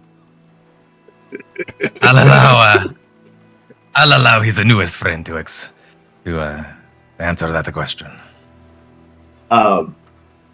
Yes, he's very approachable, especially Good. if you She walks bring a straight piece past. of parchment. I just go straight over to Vel'zekiss and... Excuse me. Yes. Your magic. It moves you, is that right? Not emotionally. Yes, I suppose you could say that. Moves, it sort of replaces, or it's almost as if there's no movement at all. I have a scroll of contingency. Do you think you could use it to, if I am under threat of death, teleport me out of there? That would make me feel a lot more confident. I don't know whether I'll even need this scroll, but perhaps it will help. So you would know the contingency is where you can basically say, if X happens, trigger this spell. Sure. Um, He's just overconfident. Of course. If you prefer to watch from the door and just vortex warp her and steal the scroll, be my guest. If I have time, I have You time. have If I all don't, the I'll time. use your stupid scroll. But you also have your No, little no. stick there, so she doesn't know about your stick. This is true, The scroll but still, not his reaction, I don't think. She will give you the scroll either way, scroll of contingency. Yeah, I mean, you can prepare the spell, like you can ready the spell, Vortex Warp, to trigger if, you know, you see you're in danger of that. The only problem is at that point you have to be able to look into the room, which means the door will be open. Does each it? Of you, oh, maybe not. So Proxy Well, is if I going just- to be in... Oh, you're going to give her the bracelet. I could just set my bracelet inside the room. Cool. Yeah, when you suggest... How do you suggest that, or are you just going to do it yourself? Well, I mean, if we're trying to not to even, I wasn't even sure if we were just gonna have everybody in there as it is, but Her expectation is she will go in alone. okay. If you're insistent on going this alone, it sounds like you have quite a bit of confidence already. But I would recommend you take this along with you. Perhaps even hang it around your neck or set it in the side of the room as you step in, so that I can see my way in to pull you out if necessary. She sort of puts it up to her eye, seeing nothing but the world. Right. Okay. I have my own design, so it'll work only for me at the moment. She nods and she gets to the door and then she looks to you, Pietro and Corrie. You were going to assist her in some way. And the bard begins regaling her with a tale of greatness and demons. See what I can do for this lady. So I reach out to her and cast Heroism. How does that appear? You will not fall this day. Nods. Thank you.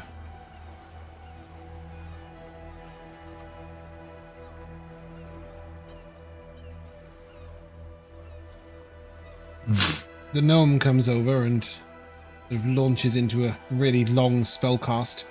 You will see that a sort of entire image begins to sort of stretch a little bit. You will note that she has like a shadow trailing just behind her, giving her a sort of distorted visual.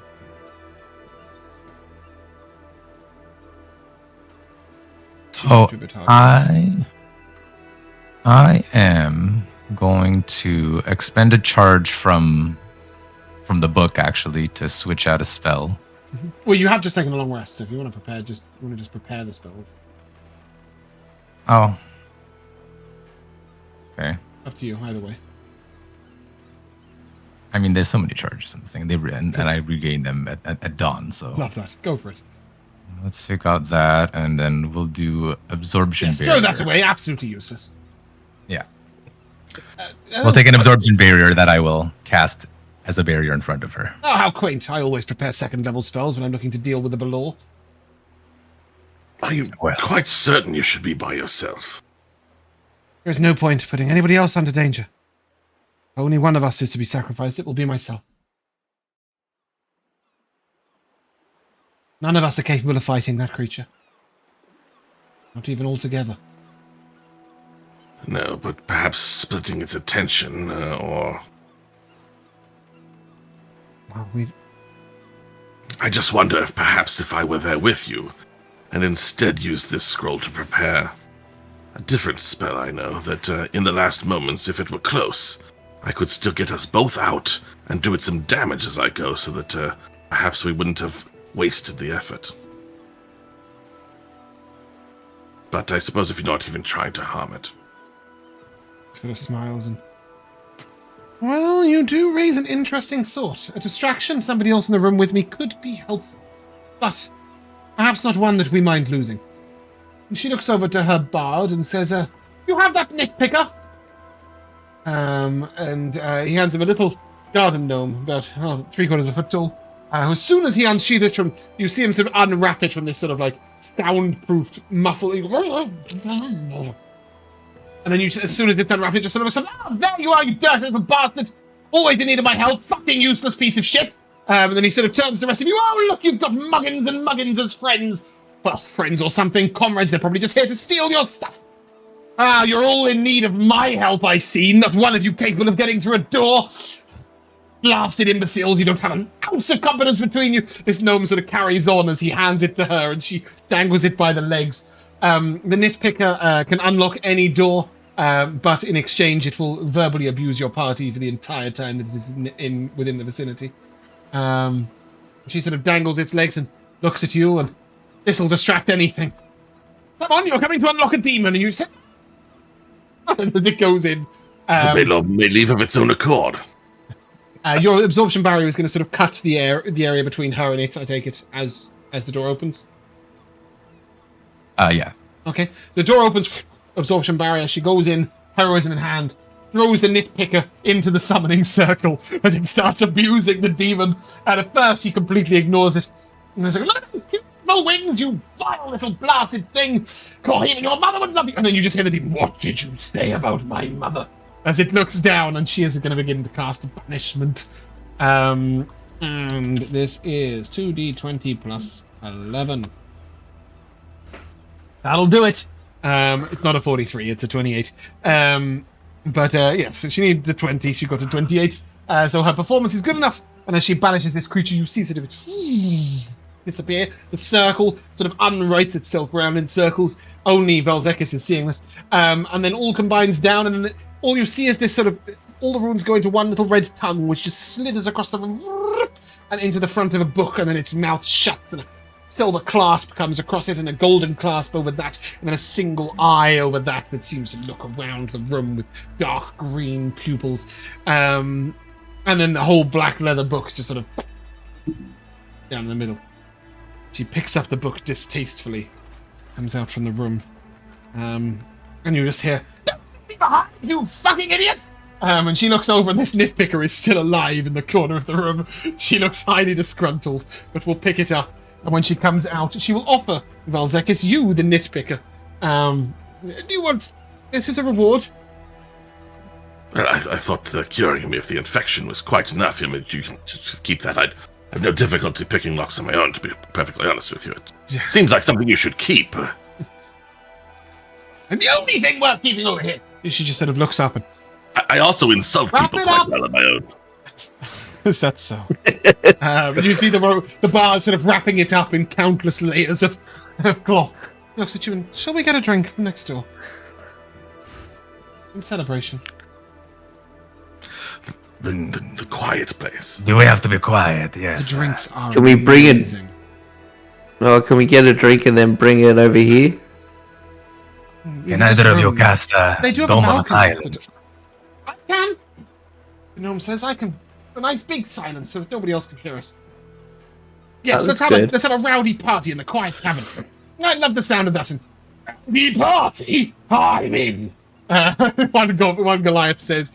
You can currently look over the other one, the fighter, and Toothia said forehead to forehead. They're pushing each other around the room. And all 10 of you can go.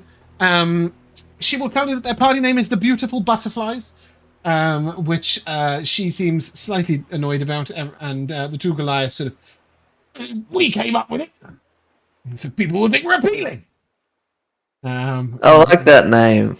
The bard says, "Well, I am a beautiful butterfly, that's for sure." Yes, he does have some levels in rogue, but he is the campest bard rogue you've ever seen. As the 10 of you go next door, you will be greeted by a rather solemn-looking man, black hair, pale skin, dark green eyes, same guy you saw before, and he sort of looks over at you. I see you are back. Have you come to drink this time instead of bringing this establishment to disrepute? Yes, we'll take those drinks now. Wonderful. There's a menu just there. Please enjoy.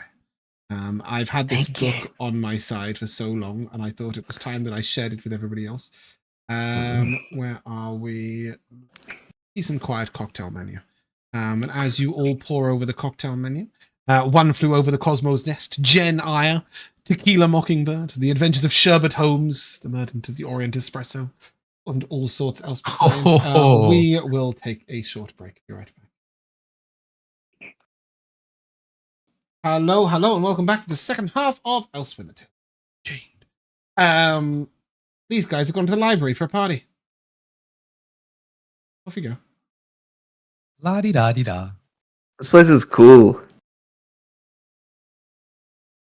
Can I get you a drink? I would love an Indiana Jones and the Shirley Temple of Doom. Yes, that's the best one. Okay. Quite a high alcohol content. Even if you do enjoy the drink, please try not to be rambunctious. It does seem appropriate. Non-alcoholic. No, the Shirley Temple bit's non-alcoholic. The Indiana Jones, of course, Indiana Jones got a bit of spicy alcohol to him. Yes. It's like a Shirley Temple with vodka and rum. Why not? I'll take a murder on the Orient Espresso. Should keep you awake. Again, please, no rambunctiousness. And he will make you an roll my espresso eyes. martini. Ooh. Yeah. What else for a drink? Just give me a moment as I try to figure out what all this stuff means. There isn't really much beyond some names. There's always the last word, which is ironically actually a real cocktail. One of my favorites, actually. But it's just a great name in a book a book based tavern for a drink, so I quite like that. And the Grapes of Wrath doesn't have a joke. It's just the Grapes. I mean, it's the name of the book, but it's also the it's also obviously it's a cocktail. Yeah, exactly. No, it is not. It's most definitely not. It is fire, whiskey, and red wine. Oh, whiskey and wine. Dangerous. The Goliaths will both have. I didn't need to read. I hope have the Catcher in the Rye whiskey. Nice. The Bard is having the Adventures of Sherbet Holmes, which is a beautiful drink that starts off as a deep red and goes all the way to a bright pink at the top. It's sort of a layered sherbety drink. And it has a bright pink straw and a yellow umbrella, which he's very happy about. What's the blandest grog that you've got? He looks at you for a little while. One Barlam and Butterbur coming up. I'm sorry. He looks really sad as he gives you the Barlam and Butterbur. And it is just a beer with a bit of butter in it. Nice buttery mead. Thank you. Is Eileen with us at this point? Did we kind of like leave her here while we? Yes, I would assume that she is stuff? upstairs, very peacefully reading a book and sipping a gin drink, reading Jane Eyre. I think, looking out the window. Awesome. Thinking of herself as some kind of romance novel. I didn't know bunyets had names. Bunyets? Yeah, like the thing in the room. Thing in the room? What do you mean? That's a bunyet. What's a bunyet? No, bunyet. It's just all of them. All of the things that come from the things and come from the bad places. It's just our word. I think he's talking about the demon that we just took care of, not the drinks. Just took care of a demon. Yeah. Oh, yes. That's a bunyip. Impressive. I don't think it is. But if you want it to be, it can be. No, but it is. But I didn't know it had a name, like a Balor. Is that what you called it? I didn't call it anything of the sort. But any others, if you like. That's what Pietro called it. The bartender sort of ushers you away. This conversation can take place under a dome of silence upstairs while drinking. And now, Toothy says, why is it a Balor? Or what's it a Balor? Or whatever bunyip's name he asked about it. Pietro. Well, What is a Balor? What is a Balor? Why is Well, I know what it is. It's a bunyip, but like, I just didn't know they had like names. Or is it like? And all demons have names. And actually, Pietro, you would know that beyond that, Balor is not his name, but his type. Yeah. However, the top Balor is called Balor. And then, so the most powerful Balor is called Balor. And then below that, there are lots of other demons that would have other names, like Ertu or Ormgir. Both of these are versions of Balor. There are hundreds of Balor, all of whom would have different names. I'm sorry, what is the question? I don't know. I'm just look. It's Yeah.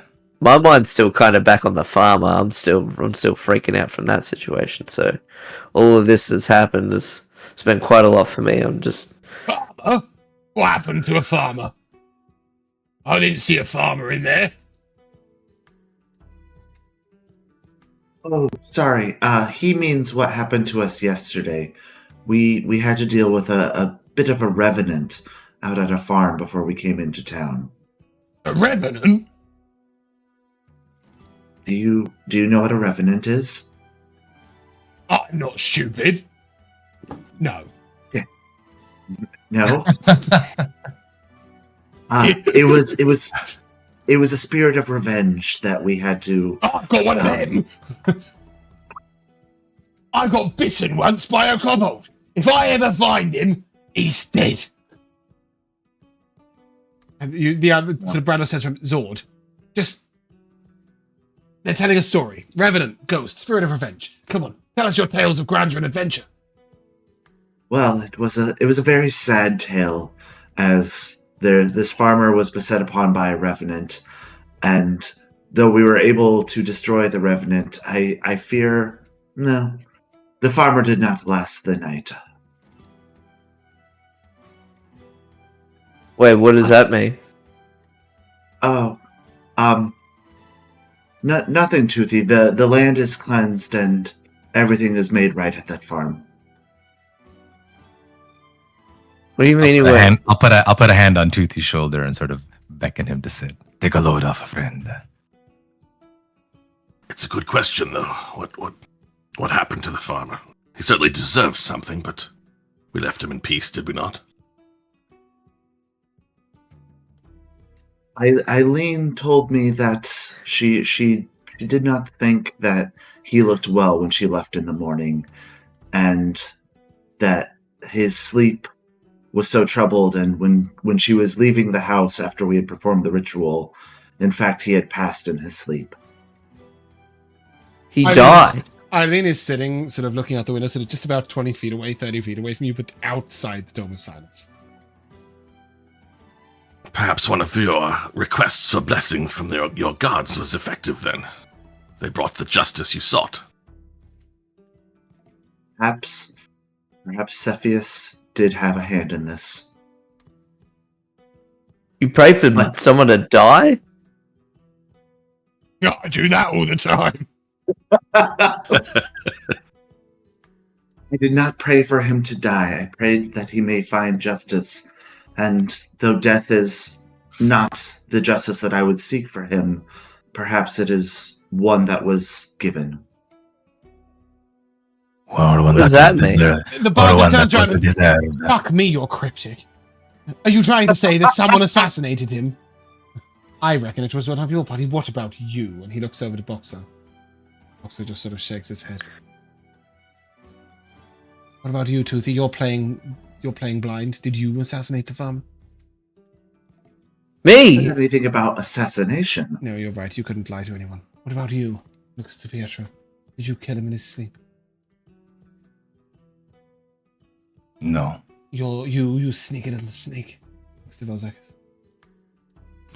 Well, first of all, he wasn't important enough to rate the term assassination, and second of all, if I'd done it, you'd know all about it. I like your style. I too like to boast of my accomplishments. So, you seem to know far too much about it. Are you the cleric assassin in kind? Did you pray for his death with a blade at his throat? I did no such thing. That's the pity. I merely prepared the ritual to cleanse the spirit and release the revenant. I never even entered his house, for he was a foul man. And in the distraction, one of you killed him. But who did it? Is the question. Let me tell you a famous story about a whodunit that you will enjoy. It's called the Murdiant, on the Order Esprescient. He looks over to your drink, and he will reach up and pull down the Murdiant of the Orient and Esprescent. I'll spit out my sip. Don't worry. It was not a tale of poison, but of treachery. And those are the best tales. Did I tell you I used to be an assassin? As he says I used to be an assassin, all four of a group of... Boring! He will tell you that he was once an assassin for the Thieves Guild down in Dargle Invar. But he's turned his ways and changed his ways and taken on barding. And now he is just a secret assassin and spy. Except he's not secret or assassin or a spy at all, because he's really just a parading adventurer. But he thinks he's pretty cool. And he got to multi-class, which makes him even cooler. As the party goes on, you will all notice a little notice board over at the side. At various moments, various different people are being boring, and you will note that there are 2 quests on the notice board. Just 2 quests. The third one is in Metella. The first one says escort to Metella. Maybe Boxxo is the one that wanders off to the notice board. It's readable from sort of where you are. So it's, when you sit on like the subway, unless you're Joe, and you sort of look up and you see like advertising posters, or is the subway not like a taxi? You take those more often, do we? Well, I don't on a regular basis, but in times in my life, I have lived in places where I did not use There's no subways in fields, that's all. The field subways. But I don't know if this is true for America, but certainly in UK, on the tube, you sit in the seat, and opposite you are just like advertised advertisements. And because you're just sat there, you eventually will read them, like no matter what. It's sort of like that, like at any moment of dead in the conversation, each one of you reads this quest separately to the others. You see the first one say, "We are the Sildranic Society, a group of merchants and collectors, and our ship is due to return to the city any day. We are seeking strong caravan guards to escort us to Metella. Each guard will receive 15 gold pieces and free meals until arrival." And the second one is a bit more plain and says, "Oliver is missing. Please help me. Ask for Gromat Docks, I give coins."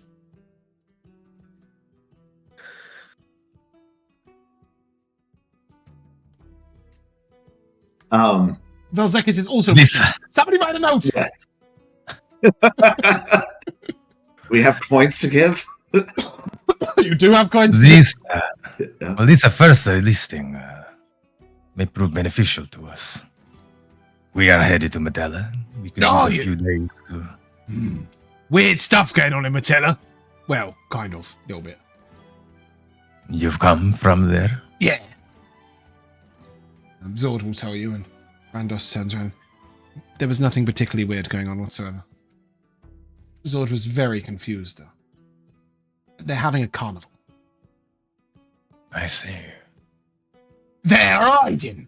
They're all disguising themselves as other people every night. One guy was some sort of a masquerade. The people at the carnival wore masks. Zord has been dwelling on it for 4 or 5 days. Oh, we do that. Sometimes. You're a spy? No, we just dress up as... No, we just dress up as the animals of the land and tell stories and stuff. But you're already an animal. Yeah, but so are you. How dare you? What do you mean? I just said what you said to me, I'm but a to you. Goliath. You're a cat. Yeah, but Goliaths are just like... He's they're not just a like, cat, he's a tabaxi. yeah. Is that a cat who takes people places? No, that's a cat who pushed your forehead with my forehead. We did do that. It was fun. You're a good cat. I Yeah. like you. I'm a Goliath. Yeah, but like Goliaths are just like a different form of animal of Now we're something. people. Yeah, but I'm a people. You're a cat with 2 legs. Is that also a people? Is this Wait. A cat people. Not all is this cats. Zord? Is this Zord Yeah, talking? all Zord. Yeah, he's an idiot. Oh, okay. Everybody What else is all 4 of the others just got to their arms crossed and just watching with amusement as you attempt to break through Zord's brain. What is your purpose then, a Zord? A Zord swings sword. He sort of pulled out this huge great sword, which is like, do you know those sort of ridiculous weapons, Final Fantasy weapons that are just way too big? He's got one of those. Buster the sword. sword is like exactly. It's Yeah. a foot wide. It's about 9 foot in length. And he sort of swings it quite gracefully, one way or the other. Zord. What's the your rest of poor them? voice? Well, before he could get that out, I would ask, and the rest of you? To his companions. Adventures for money. And that's about it, actually. A fair purpose. You see, I used to earn large income as an assassin.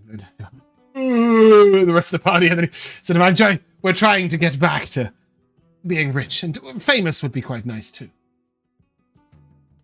We've done some good work, but frankly, I think our purpose might be leaving Gallania. You want to Where would leave? you- What was that, Pietro? Oh, I asked, where would you go? The archipelago.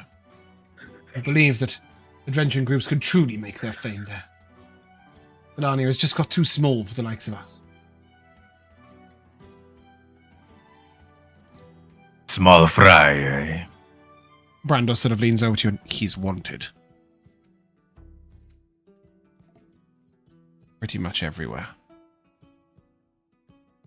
I will nod. Oh yes. We seek our fame in the archipelago. The only problem is his sword won't get on a boat. What's wrong with a boat, Zord? What's right about a boat? I'm just waiting until suddenly they sink. And then I'll sink. I don't want to sink. But you I kind of agree with suddenly- Zord. You could suddenly sink here on land. No, can't sink on that. Look. Solid You once floor. attacked by boats on land that sort of pushed themselves along. They were paddling on the Boats land. on land. That's terrifying. Ghosts of some sort. Demon Wait. or something. If you could put ghosts on land, can you put horses on water? Because I'd ride across the sea. I'm sure it could be done. And all 4 of them started shouting, you would? And you realise that they've now realised their success is entirely buried in getting him a horse that goes on water. What about a horse on a boat? No. Boat sink, horse sinks, Zord sinks. Drown. No, but what about if boat sinks, but then horse doesn't sink? Then horse don't need boat. Swear Yeah, but that's a long way. Get me a horse with energy. That's a lot of energy needed, that's all I'm saying. What if they could let you hover above the boat and the water, and the boat just kind of carries you along, but you have the safety of floating? Zord's not a kite. I can walk directly on the surface of the water. Yeah, but you're a lizard and I'm a Goliath. But I do it through magic. I don't trust magic. Magic makes demons in bedrooms. Magic makes horse float. I don't want a horse that goes on water if it was made with magic. It'll be a natural horse on water. Well, if you find one of those, you'll have your bard will have a new tale to tell. Ah, yes. The tale of Zord and the Pegasus. Nothing magical about those. No, not at all. They're perfectly natural creatures. Aren't they natural creatures, Brandos? Brandos says, I don't know what a Pegasus is, but it's definitely natural. As the evening goes on, you will also see Oliver is missing and give coins. And after a little while, Brandos will comment on this. And what do you suppose an Oliver is?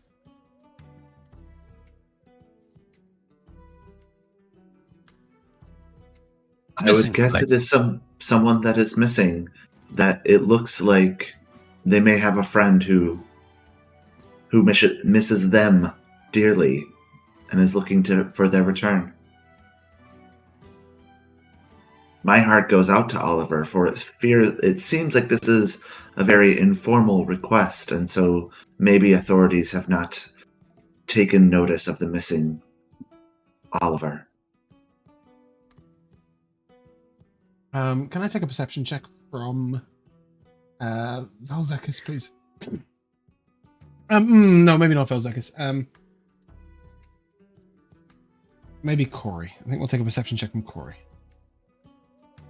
I'm just not good at it. I'm happy to do it. No, I just realized that if I give it to you, you won't fucking read it. Or you won't tell anyone else, at least. As Vel'zekiss. Yeah, with a nat 1, you don't notice anything. But then, sort of during the course of the evening, a couple of hours later, you go to put your hand in your pocket for something, and you find a note. What's the note say? It says, rumors say that Urkvald, the proprietor of the Peace and Quiet Inn, is a vampire. Please investigate and report to us quietly. Our own investigations have come to a halt, as we are suspected. But as you are new to the area, you may have better luck. The Seekers Guild. We're still in our... Let's let you know about Seekers Guild. You are in the Dome of Silence, but you are also with another adventuring party. One of which whom, at least, it seems to completely lack any form of subtlety.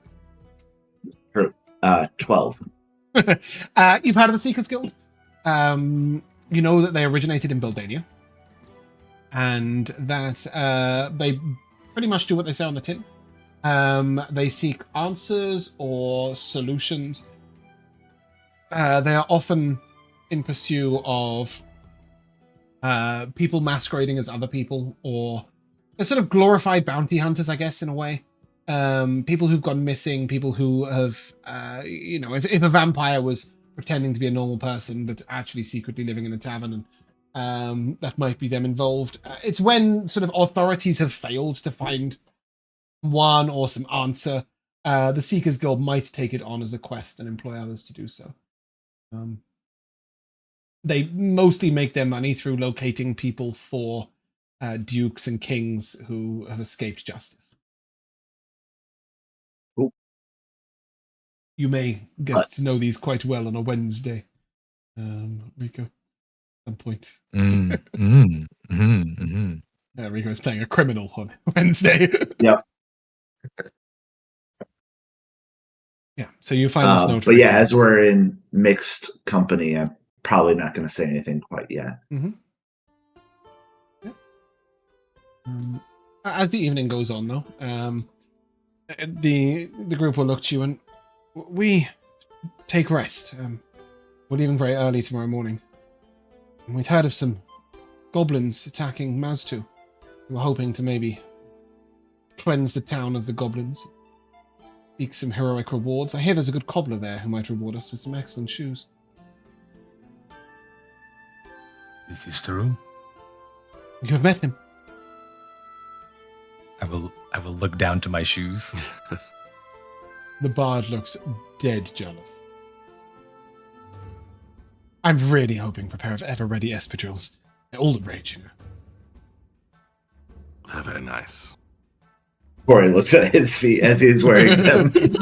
Yes, both Corey and Vel'zekiss, I believe, are wearing ever-ready espadrilles. Oh. Well, now I'm jealous. We didn't go get all the goblins out in the woods nearby or the caves. Well, no, and the call such. for help only went out yesterday, so I assumed there's not as much. You can't have left the town much other than that. But, excellent. Well, it has been an absolute pleasure to meet you. Before you go, I might hang back. My companions are going to head to the room, but I might have a few more words with you, if that's all right. Unless you have anything else to say to them.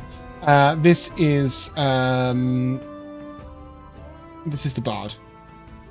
the bard, I wanted to ask the cleric. Yeah. What will you do with the book? She shakes her head, and the bard sort of looks at you, and you see him point his finger directly at you. That is what we'll discuss.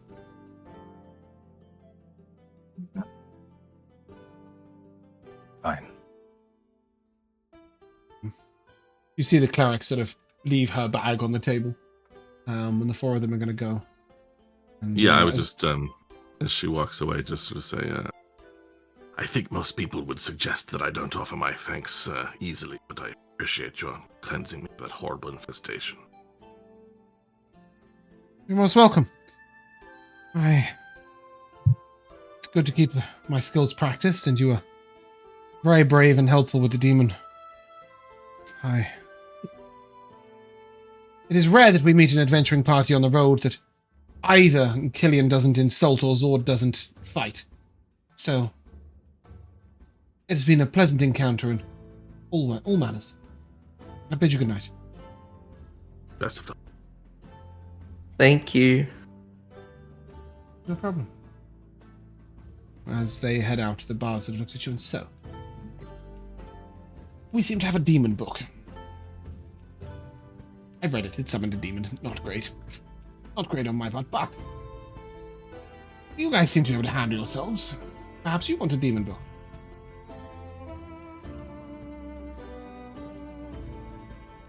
Well, we want a Bunyip book.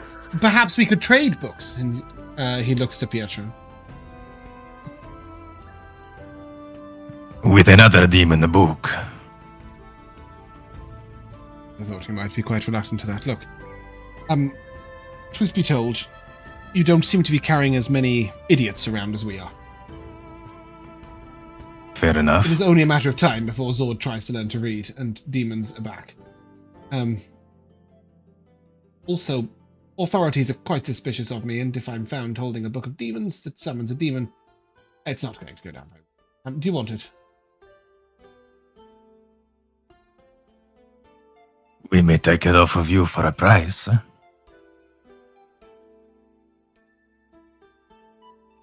Okay.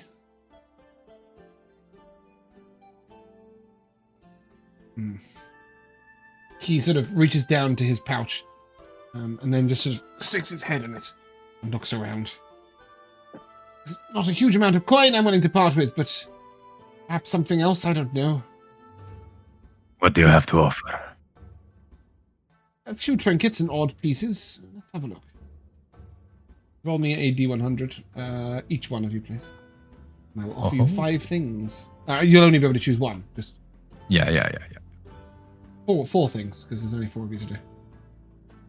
31. 67. Double 67. Oh, Ooh. wow. I thought you were just reading my result. One of you re-roll, please. I'll roll. Six. I will roll. Go ahead. 62. Okay. 62, 67, 31, and... 2. Okay. I've got a brooch of shielding. Got some braces of archery. Got a stick. He does mean a stick. It's a collapsible rod. And what was the one that got rerolled from 67? 2.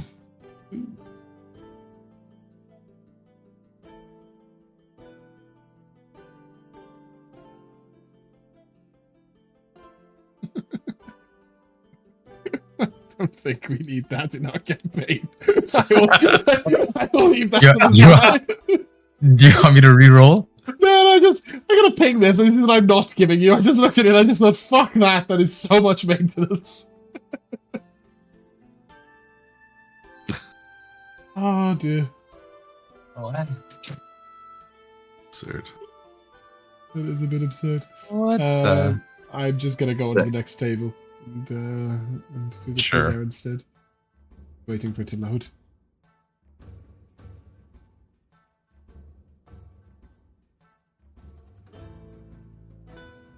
Oh, that's not working.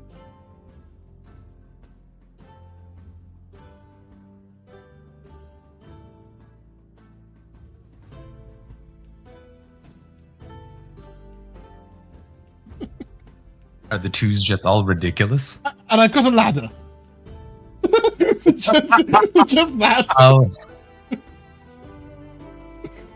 You do have a Picture carriage. it. Why? It's an odd-looking ladder, isn't it? So I've got a collapsible rod, Yeah. braces of archery, a movable ladder, and what was the other one? Brooch of shielding. Brooch of shielding. Brooch of shielding. Yeah. There you go. You can pick one of those four. As he mentions that it's a collapsible rod, Corey will kind of like search through his bags and pull out his collapsible rod to make sure that like it didn't accidentally get like shifted into this bard's bags, as this is a common occurrence He will look at it in and say, Corey's life. mine is a little bigger. Fair. That's what they all say. Mine is a lot. This is the colossal collapsible rod. 1, 10, 20, or 100 feet. That is colossal. 6 inches in diameter. I have absolutely no idea what you do with it. It does not. I don't even know what I've you got a would do note with in it it, that says does really. not extend quickly enough to deal damage. Could act as a support beam in a support column in a house or something, but Just 100 feet of rod. Braces of archery, movable ladder, or a brooch of shielding. Perhaps we should just take this book off the gentleman's hands because we can handle it and he cannot. Yeah, but if you can sweeten up the deal, we can. I will give you something for free in exchange. Well, it's not in exchange. It's not free, but well, it's meant to be my strong point. Well, the brooch will protect us. No? Perhaps we give it to Toothy. Me? I don't think a brooch of shielding is a isn't it like a one-time shield spell cast? I think I had it one time. No. It's resistance to force and immunity to magic missiles. Oh. Is it Yeah, I thought it was what you thought.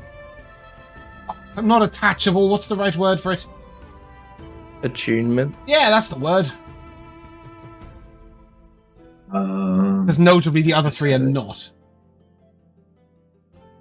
Yeah, it does require attunement. Yeah. Oh. I can't search. Yeah. anymore. True. I see. And you have immunity to the damage. Yeah. And a movable ladder. I mean, but is it resistance? Yeah, resistance to force damage is not bad. That means that if Toothy was wearing it, I could drop like my force spells, of which I have a lot of, into that area, and without maybe worrying that, like for example, if Toothy was surrounded by a bunch of Sturges. Do you have human slots at the moment? Yeah, Toothless claws. I do. Yeah. I have 2. So I braces don't of know. archery are there. The moving ladder Braces of is archery. there. No one really archeries. Get that star shot cross, but this doesn't help with Oh, that's true. That's true. This is specifically Corrie gives has you the crossbow. proficiency with longbow and shortbow and adds damage. Ah, I see. And then the last one was a collapsible rod, which were the least useful. The ladder is also probably going to help us in some cases. yeah. It's definitely useful. I know understand how that is a ladder. When you just had the like image of a platform, I'm like, how do you climb up that? But it's an moves itself elevator. like It's an elevator. Yes, it's Egan's moving Yes. elevator. You may rename it if you wish. I think we'd have more fun with you guys taking that than anything else. Yeah. Yeah. Cool. Pretty cool. Egan's moving ladder. Yeah. He will look at it and... Yeah. Yes.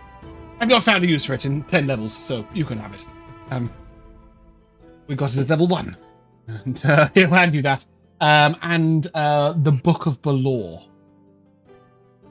The Book of Balor is not on D&D Beyond. Hagan's moving ladder is.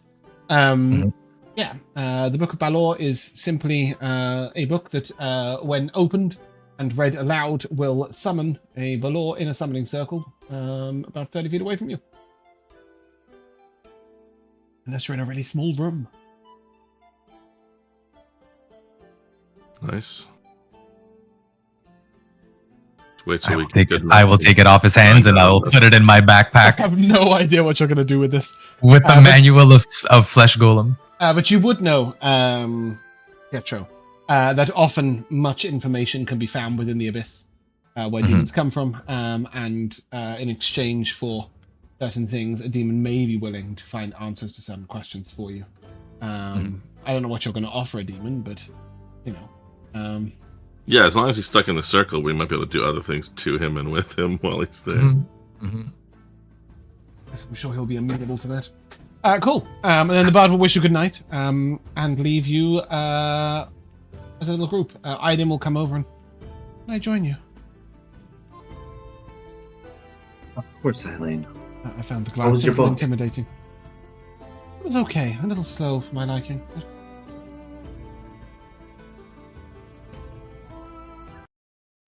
Now that it is us here, I am quite worried about this note that appeared in my pocket while we were conversing earlier. And I will show the group the notes that we got. I'm not inclined to villainize a vampire, but I also do worry that if he is here secretly, there may be something sinister going on if he is not able to be open. Well, you would know that vampires almost never make themselves known in towns or villages, despite the fact that there isn't quite as, people aren't quite as horrified by vampires as you might expect. And it's sort of accepted that they are a creature that exists, and they need to find an existence. And vampires don't have to kill you to drink.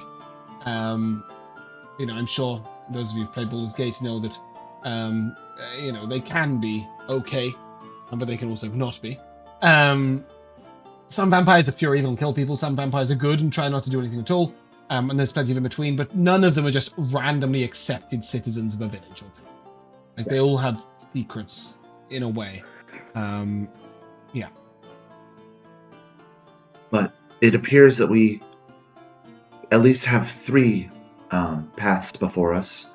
There's Oliver at the docks, who I would like to help find. There's this owner of the inn who is a vampire, or Eileen would still be heading to Metella, and we could travel as caravan guards. If we're going to travel as caravan guards, then we've got a couple of days to wait, it would seem. This is true. That's okay, I'm in no hurry. You say you're not ready to villainize a vampire, but you villainize both what you called it, a revenant who was seeking vengeance against the man who butchered their family, and then you somehow villainize the man who you then protected and then prayed for his death. I did not pray for his death, Toothy. And the revenant creature was not those people anymore. It was a tormented soul that attacked us as we were worried about how it could be released to go into the afterlife and be at peace. And that man, I knew his evil deeds. I do not know what this vampire is doing. I have no idea. It's just there is a rumor that it may exist. I knew that man butchered a family. That's not what concerns me, Corrie. Concerns me that you made a decision and you went back on your decision. What decision did I go back on? What are we talking Decided to help about? the man. You decided to help the man. And I did. And then we find out that he's dead very suspiciously. Yes. Very suspiciously. Is that Eileen? Yes. I only know that I heard that he had passed in his sleep as Eileen left the house that morning. I don't know the circumstances of his death, or if in fact he was dead. I just know he was dead. Very dead. Definitely dead. Susie. Why do you say it like that? Because he was definitely dead. I double checked. I made sure. Well, I checked twice. She sort of gets her words a little tangled. It is a bit strange that no one mentioned it at the time. There was time on the road. We made our fast exit, and You were getting eaten by strange fly things. Yes, I was going to say, you must have discussed it while I was spewing bugs. We didn't discuss anything. I wasn't going to tell anyone. I don't know how you knew. You said she told you. Knew what? very well. I poisoned him. At dinner last night. You poisoned him. I did. He killed a I child. knew because I saw the poison that she had used as she was arranging her packs and putting the Shit, stopper I knew back it. in it. The petals in the bottle. Yes, it was a most lethal poison. Not too painful. But a man who kills children shouldn't be left alive. That's all. The deed had already You look so been toothy, done. and you got a problem with that?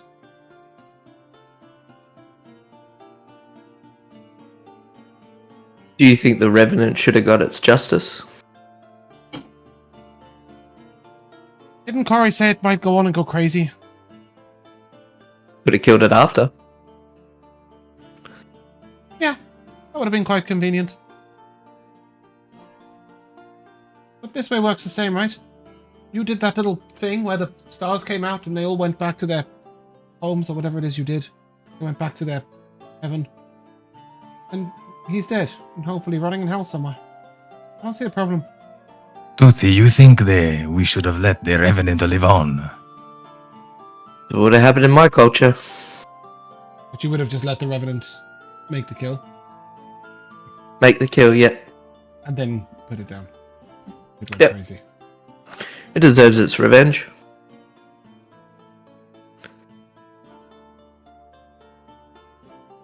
It is Well, what without it wanted. Without the Well, then- sufficient evidence, our hand was forced. We had to deal with the problem.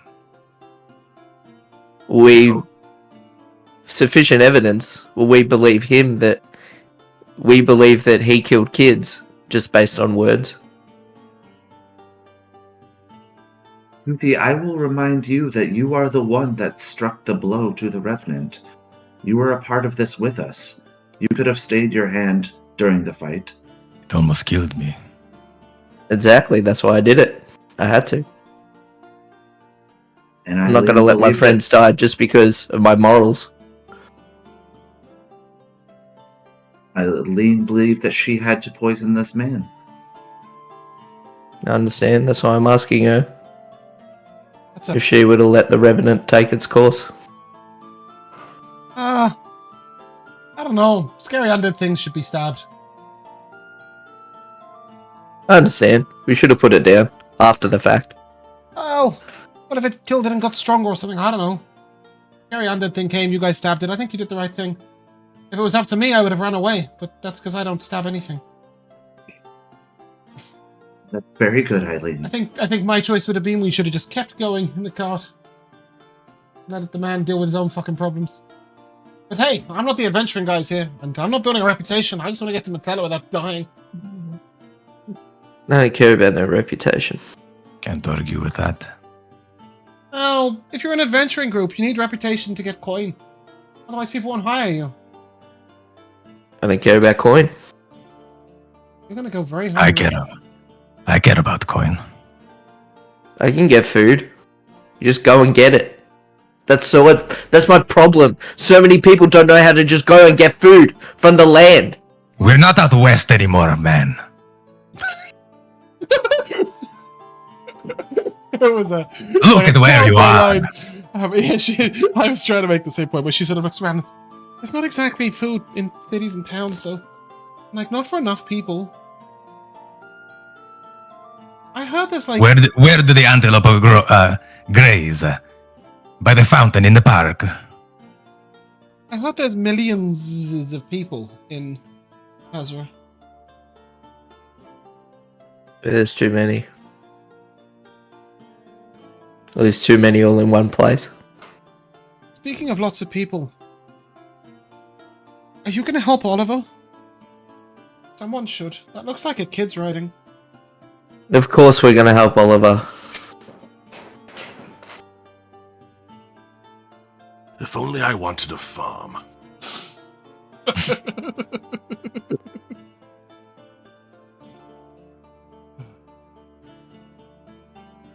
Boxxo, do you have anything to say about any of these? You could have got for that job was the farm. Eileen did it after the fact, so you couldn't even go like steal stuff from it. All you got was dinner. No, I wish Boxxo was here. Well, he will Boxxo is. Yeah, Boxxo. exactly. Boxxo's very present. Just very quiet tonight. Boxxo drank a sherbet Holmes, and it was just a little stronger than he thought. He's been very quiet and sort of staring up at the tipsy. ceiling, and his head is... He's very little. Yeah, it's true. He's about half size. No, he'd be on the ceiling staring at the floor. So with those quests in mind, I will let you guys pursue them with Josh. Okay. However, there is one thing worth mentioning. You did see a little sign. It's currently 2:30 in the afternoon. No, we'll say maybe... sorry, it's 6:30 in the evening, because you just had a party.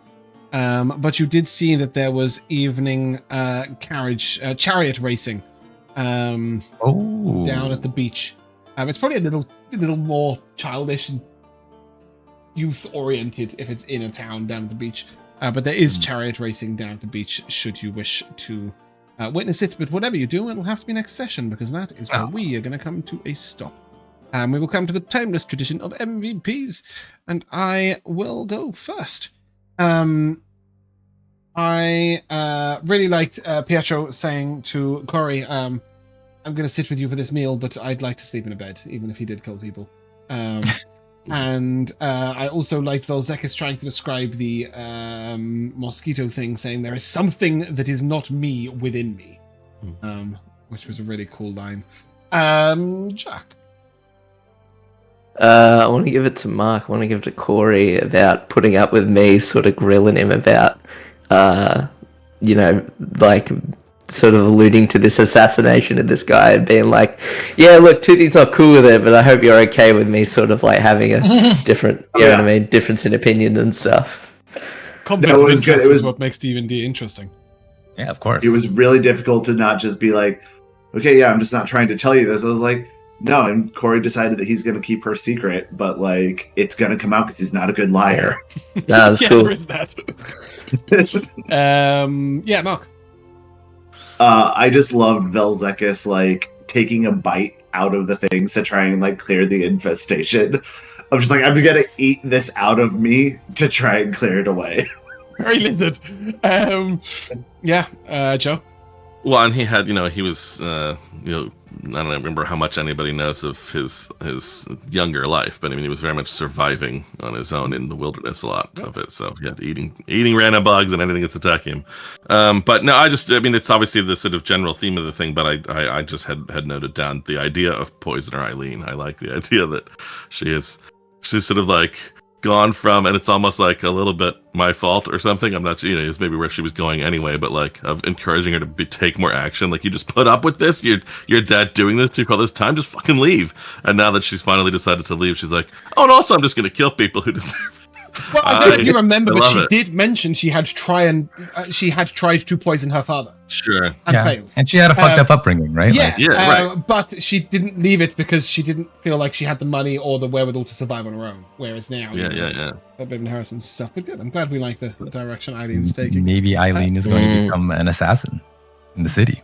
Maybe. Yeah. Rico. Well, and I also like being sort of like Get her own stirring a little chaos by not having noticed or not having realized that's what was going on in character, because I'm usually not that good at that. It's a fairly normal thing to like, oh, I don't know this, so I'm gonna cause trouble over it. And I don't know that I've usually been very good at that. I usually like to make something out of things that I do know, but in this case, I got a chance to sort of go like, oh, wait a second, I don't know what's going on with that.